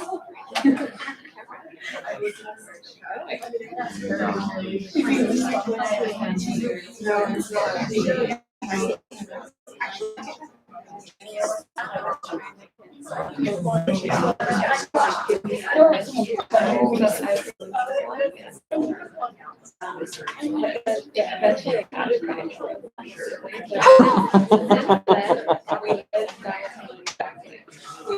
You gotta have multiple people with that mentality. Yeah. I had that happen in once. Crazy. Something I'll never forget. No. I learned. That's good learning. Hey, hello everybody. My name is Danielle Fonsick, and we're going to be talking about work after COVID. So, funny thing, Marina's presentation has the exact same information as mine, so I feel like we should just get the same grade. It's okay. So, work after COVID. So, first is the increased remote work, obviously after COVID, right? Because of the pandemic, all that great stuff happened. So 48% of employees will most likely work from home at least part-time, and then 30% before the pandemic was already happening. That's an 18% increase. That's kind of crazy to think about. And then with remote work, employees are going to have to work with to adjust with the remote type of work, and then adjust for employees' experiences, because with going into the office and working virtually, they have very different experiences, right? So organizations are going to have to adjust to that. So then expanded data collection, 16% of employers are using technology more to monitor their employees. And then after pandemic, HR will monitor remote workers and the collection of health and safety data. So example of that, I don't know if you guys know, but the Joe Biden's mandate, if you work at an organization that is above a certain amount of number, I think over 100 employees, you either have to get the vaccine or you have to provide your employer with a negative COVID test every week. So that falls into my work policy. So we are now collecting people who get the vaccine and what kind of vaccine they get. And so we have to monitor also when people get negative COVID tests. So that's another expanded data collection example. Next, we have contingent worker extensions. So research finds that 32% of organizations are replacing full-time employees with contingent workers as a cost-saving measure. So contingent workers are just like temp and agencies, or temporary employees, freelancers, consultants, part-time employees, like other employees like that fall into that category. So another example, my job, we hire through temp agencies, and since you're a temp and you're not a full-time employee, people wouldn't be able to get the benefits that provide with a full-time employee. So for example, as a temp, you have to work a certain amount of hours and a certain amount of time to be able to apply for our company, and then you will be able to qualify for our full-time benefits. And then through the temp agency at least that we provide, we have to work a certain amount of hours. I think it's over 1,000 hours in order to just even qualify for the temp agency's benefits. And even then it's a little iffy. So a little rough out here, but okay. So the next is expanded employer role as social safety net. So we increase employees' role in financial, physical, and mental well-being. So that means people are in sick leave, physical and mental well-being. People are just checking in on their employers, and then organizations are also looking at the personal factors rather than the external factors. So they're focusing on who the employee is and the person, aside from just the organization as a whole. 5 is the separation of critical skills and roles. So before COVID, organizations were looking at employers with specific critical skills in order for them to reach the organization's goals. And so now with COVID happening, organizations are focusing more now on like a broader and more well-rounded employee, and focusing more on career development. So yes, this candidate might not have very strong critical skills, but the organizations will be able to lead and teach them to have to improve their critical skills, because they are also better in other areas. And then last but not least is the dehumanization of employers. So either the person first, worker second, or work first, person second.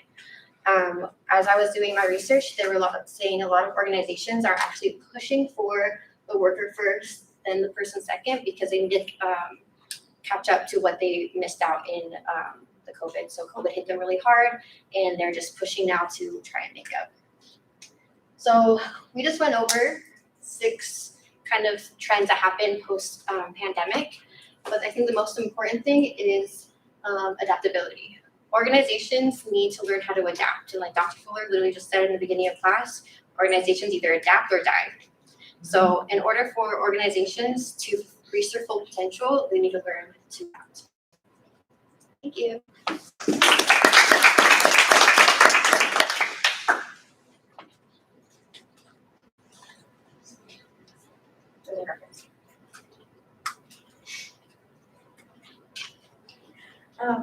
So there's a moment where you kind of stumbled over well-rounded, and I loved it because you just stopped and you caught yourself and you fixed it. If it was me, I'd be like, blah, blah, blah, blah, blah, blah. So, wow, thank you. Knocked it out of the park.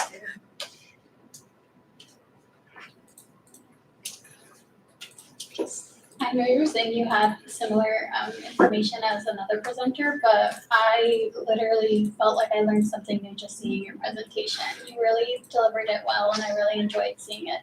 Even if it is similar, you have your own twist to it, so keep that confidence in it as well. I appreciated the explanation about like the categories of workers and what that means as far as benefits and how much you work and what they are obligated to receive or what they don't receive, because I didn't really know any of that information. So just, and how there's like consultants or contractors, just thinking about what that means long-term for businesses and what that would mean for people who maybe had a full-time position but now need to kind of reinvent themselves as a contractor or a consultant or something in order to gain employment.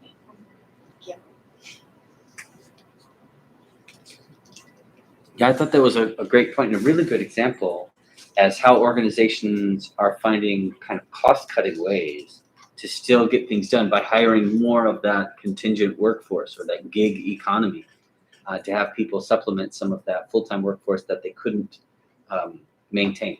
or lost through the great resignation or whatever we're living through is. I don't know.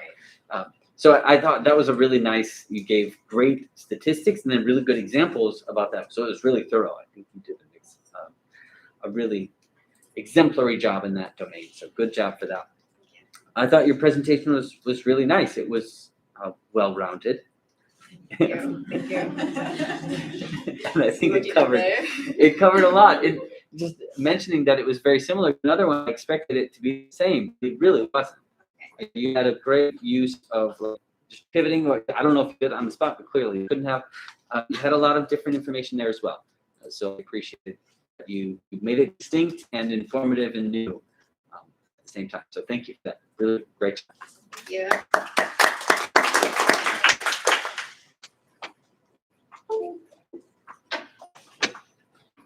Kind of reminds me, when I was young, like when I was in high school, I worked at Blockbuster. Many of you may not know what that was. I also shopped at Toys R Us.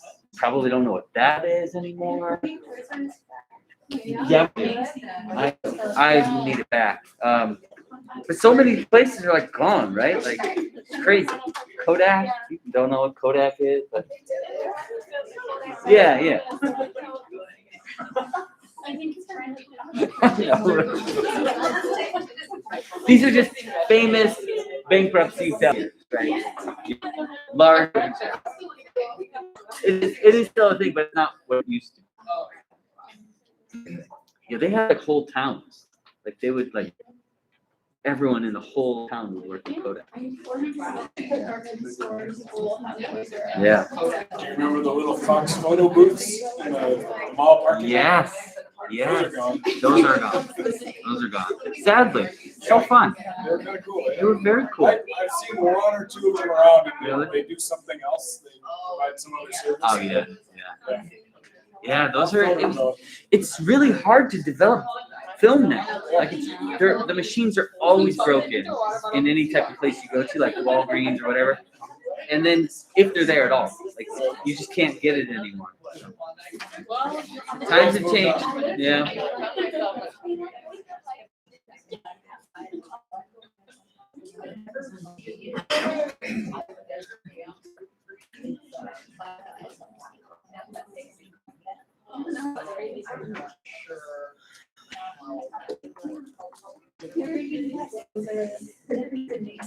Oh, good. We need it back. Yeah, we'll be in the budget. I know, I saw it too, and I was really excited. Yeah. Well, it's all housed, right? One wonderful place. Like, it's where you go. You guys see it or it's hard to see? It's hard to see. That's okay. I'll forgive you. I don't know if everyone else will, but I will. I mean, you guys, if it's hard to see, you guys can dim the lights if needed. If not, Oh, Tim's there. Yay! Ooh. is it? I still can't see. So hi everyone, my name is Rebecca. And when I was thinking about the topic, I remembered this. We had a property perspective reflection for Iverson's class, and I came across this TED talk about from Debbie Lovich, and she was kind of talking about the future of work and how we can't go back to the same work we had pre-COVID. So moving forward, what does work look like? What does the workforce look like? So I kind of landed across this article talking about reimagining the office and work life. And there's 4 steps that Bowman, Desmet, Fulton, and Sanvi found that could be able to reimagine the workplace. So the first step, and the kind of 4 steps. 1 is reconstruct how work is done. Decide people to work or work to people, kind of that. Do we let people work from home or do we make them come in? Redesign the workplace to support organizational priorities. So being very intentional with our space and the actual work space that people are in. And then that also kind of correlates with resizing the footprint creatively. So these are kind of just some quotes that I got from the actual article that I really liked, but mainly what I wanted to talk about is how identifying the most important processes is going to be vital as to reimagining things. So if you have one way of doing things, how can we start fresh, start new, I redeveloped these ideas. So originally, you know, a lot of work ideas, projects, presentations, you know, you would meet, talk about it, go back to your space, talk about it some more, meet again, very back and forth. But now maybe we can, a new way to do it is, you know, having that asynchronous brainstorming, and then have one meeting, bring everything to the table, hammer it out in one and done. So reimagine and reconstruction processes and practices will create an improved operating model that leverages both the in-person and remote work. So this is also another way you can get remote workers involved. Is having again that big meeting and going through it. Deciding people to work with people. This is kind of where you would define role classifications if someone had to work fully remote, or if they could do a hybrid by exception, or just fully on site. Each of these are going to have their own net outcomes, some more negative than the others. Specifically, the first two that I mentioned, fully remote and hybrid remote, you would have to upskill those employees, specifically because they would require a lot more skill set that they did before. And through having that remote workers, you can also expand your talent. You don't necessarily need to have people come in, so your talent pool is extended. And how I said about being intentional with the space, specifically at my organization and my job, one of the biggest complaints we have is our workspace isn't very conventional for people that work mainly on team meetings. We're very sectioned off, very closed off. There's a bunch of cubicles, not very collaborative friendly. So we've been trying to figure out ways we can improve that, specifically the boundaries between using physically in the office and out of the office. So right now, because of the space we have, everything's small. We can't meet, but we will all be in the same room on Zoom. So it's very hectic. You can hear a lot of back chatter, a lot of feedback, so it's very frustrating. So being intentional with the workspace that you have is one of the ways that you can reimagine your new workplace. And then resizing the footprint creatively. So the article is basically saying that this is, you know, looking into new spaces overall with like a real estate agent and your HR department to make sure that you are being intentional with the space, and that also it can lower costs, because if you have a huge building for 100 employees, but you can downsize those employees by having them work remotely, you can cut the size, have a smaller facility, and have a more collaborative space if needed. And then kind of the aim of reinvention is to make sure you have a safe environment where people feel comfortable and enjoy their work. They're able to collaborate easily with their colleagues and achieve the objectives of their organizations. And I kind of like this quote at the end saying that, you know, this is the time to do it. We're all barely coming back, like how Victoria said, February, everyone's expected to be back. So use this time intentionally to redesign the space, redesign the work, and who knows what the possibilities could be. These are my references, and thank you.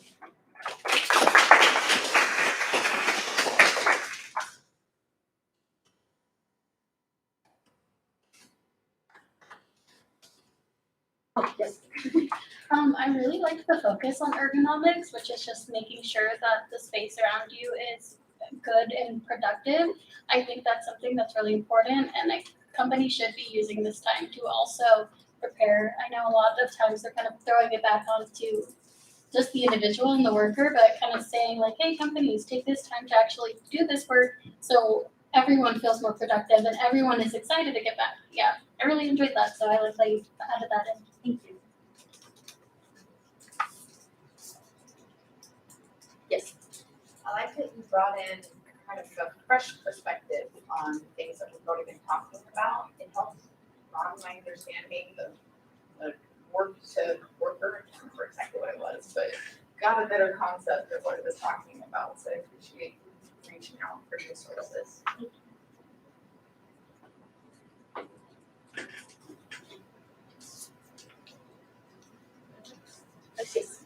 I really like the last point about taking advantage of this new opportunity while it's happening.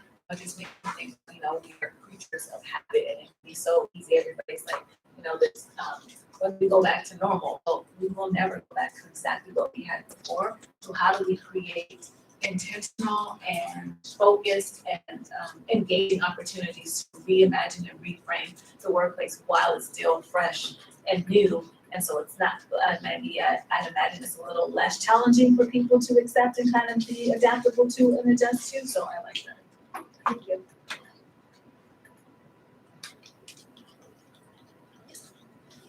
Yeah, I thought that was a really fresh perspective on like the bringing together of work and people. I liked that phrase of like bringing people to work and work to people. I thought that was really a nice turn of the phrase. So I liked that.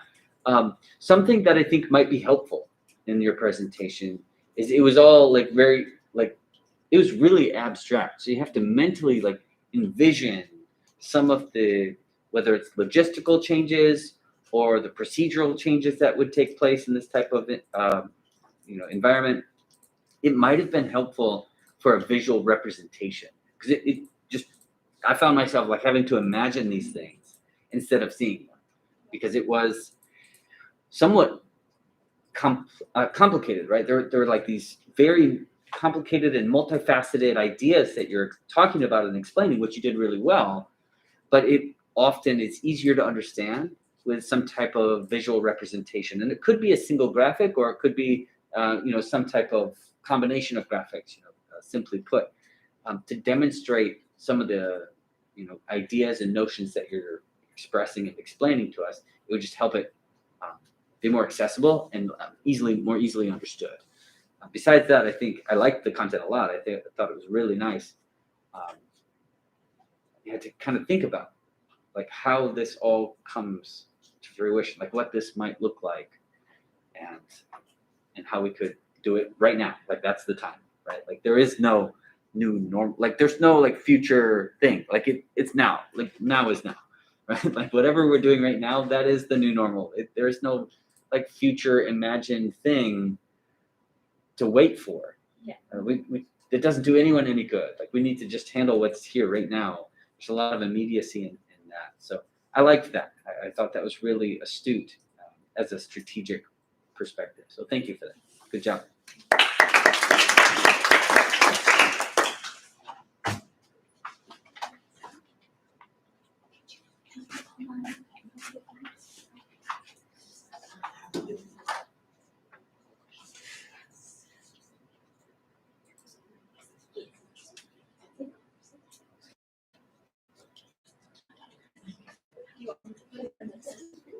Yes, we just present. That's how that works. Okay, thank you very much. Now, how does it work? Just a second. There, Hard to the arrows words. or whatever. Got it. I got this. Share somewhere. Okay, so she's sharing somewhere. Okay. Hi, buddy. How you doing? I'll take the silence as a good time. Okay, I'm gonna have you do something with me really quick before we start. Obviously, we're talking about work after COVID. Oh, by the way, my name is Sarah Leonard, in case you didn't know. But we're gonna do an imaginal exercise. If you're gonna fall asleep, don't close your eyes. If it helps you, go ahead and close your eyes.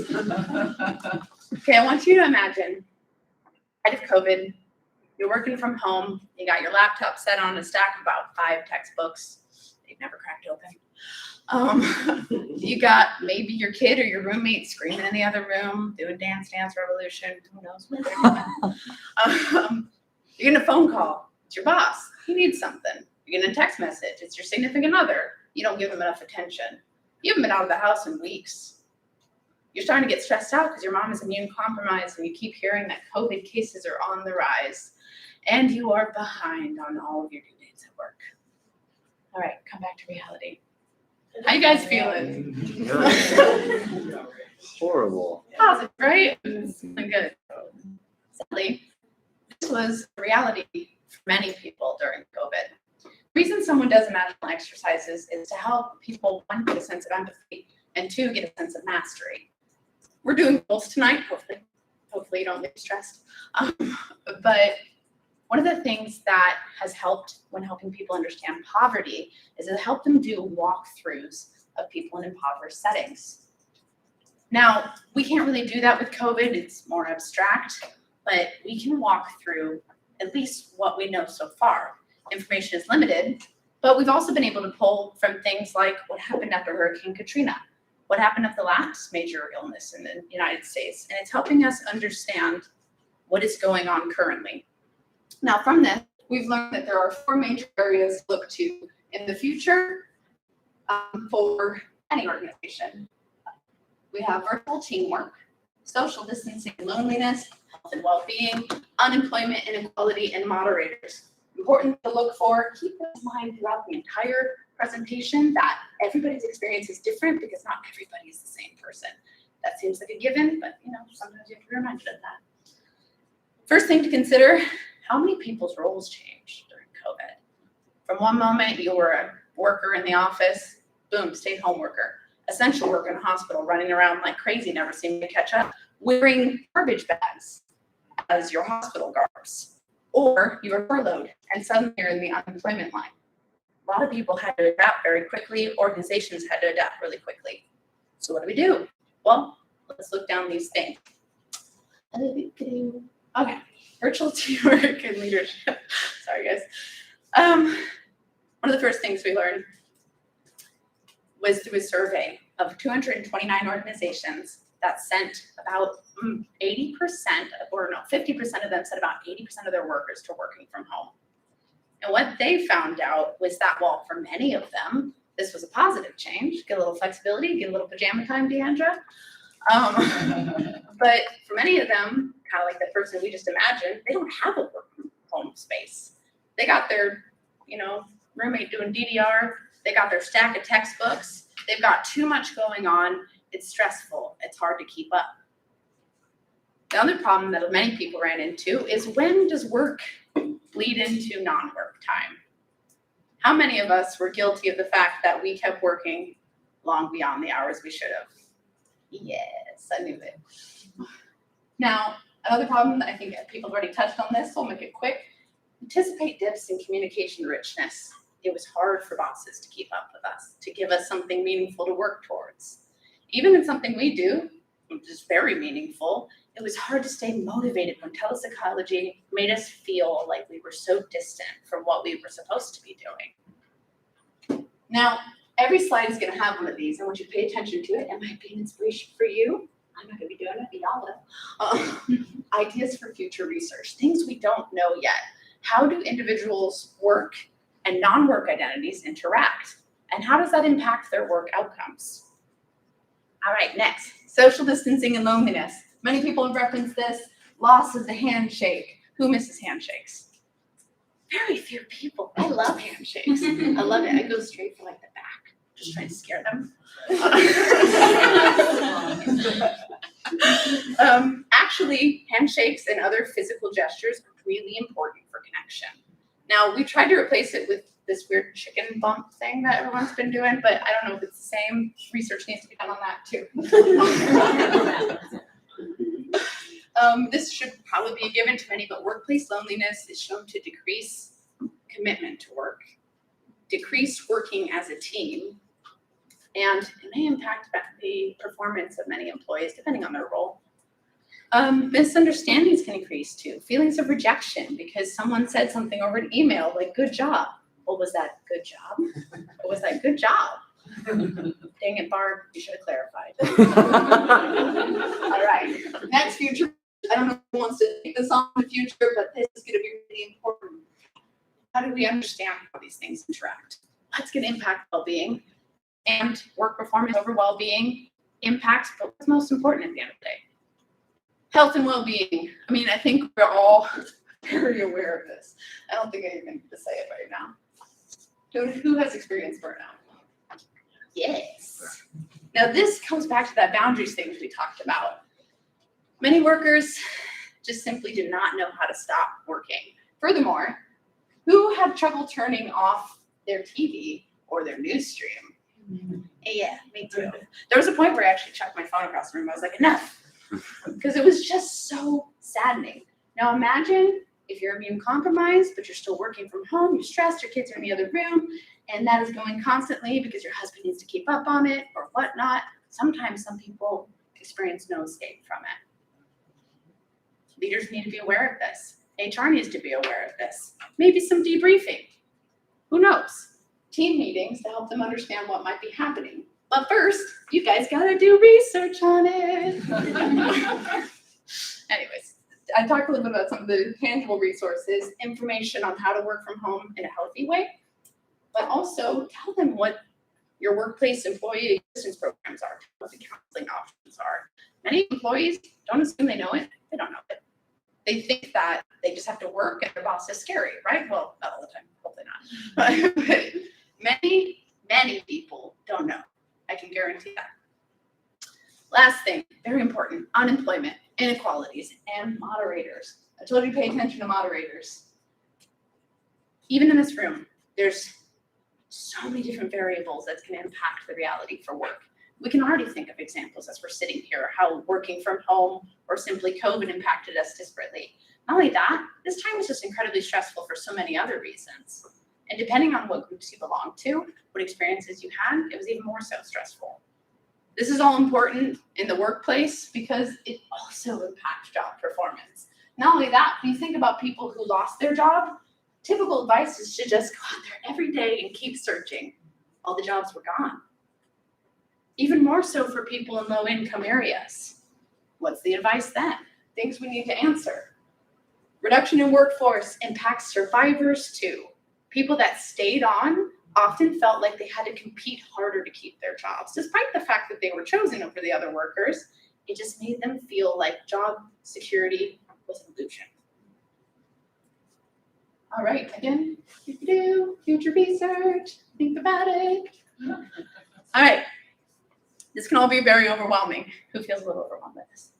Love it? All right, keyword here, guys, opportunity. These are all opportunities. There's never been a time in history where everyone has everything figured out. It takes key players and communities to come together to change things. These things are changing whether we like it or not. And the truth is, it's going to take all of us. So with me, deep breath in, deep breath out. Together, you take on the future. Thank you.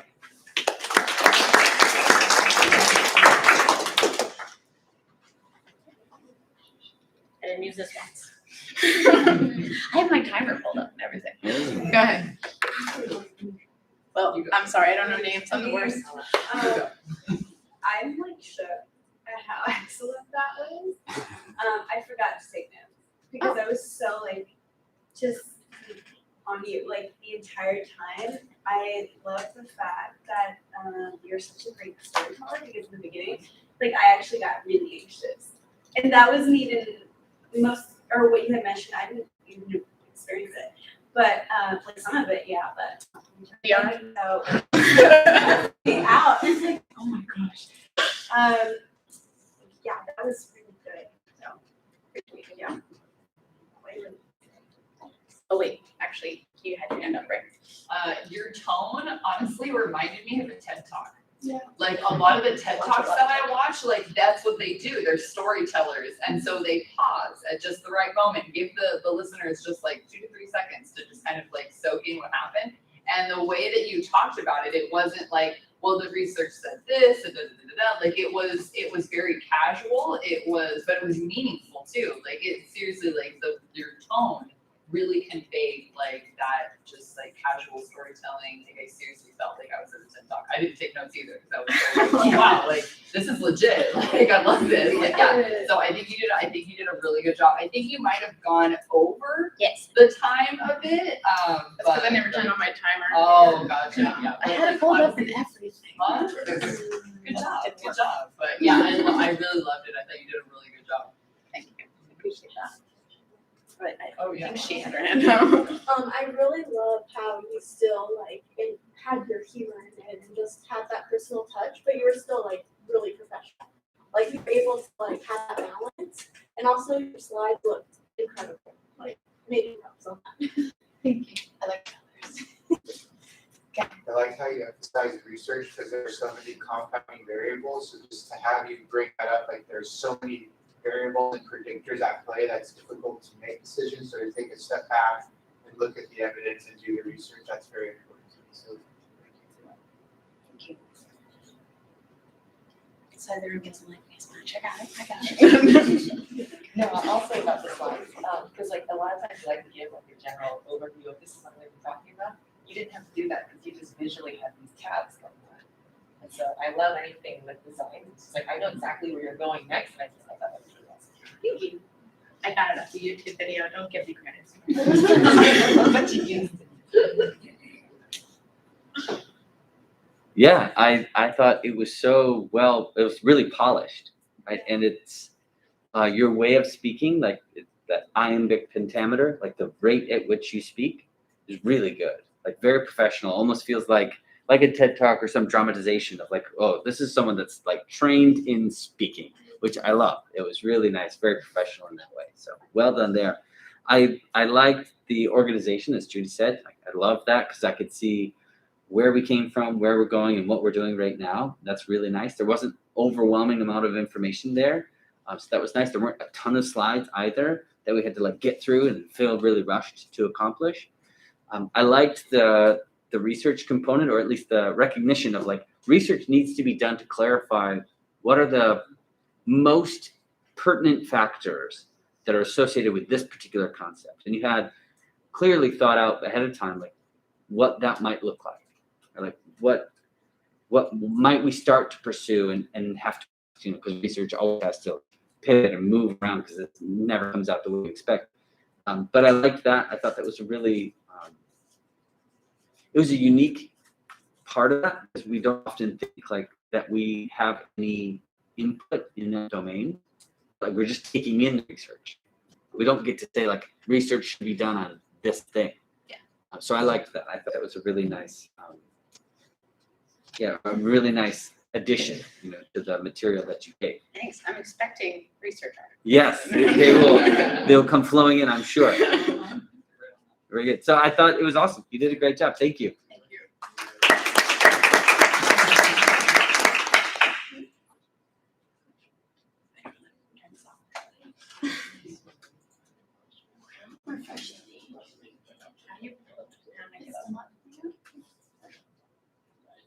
Someone else gonna have to close that, I give up.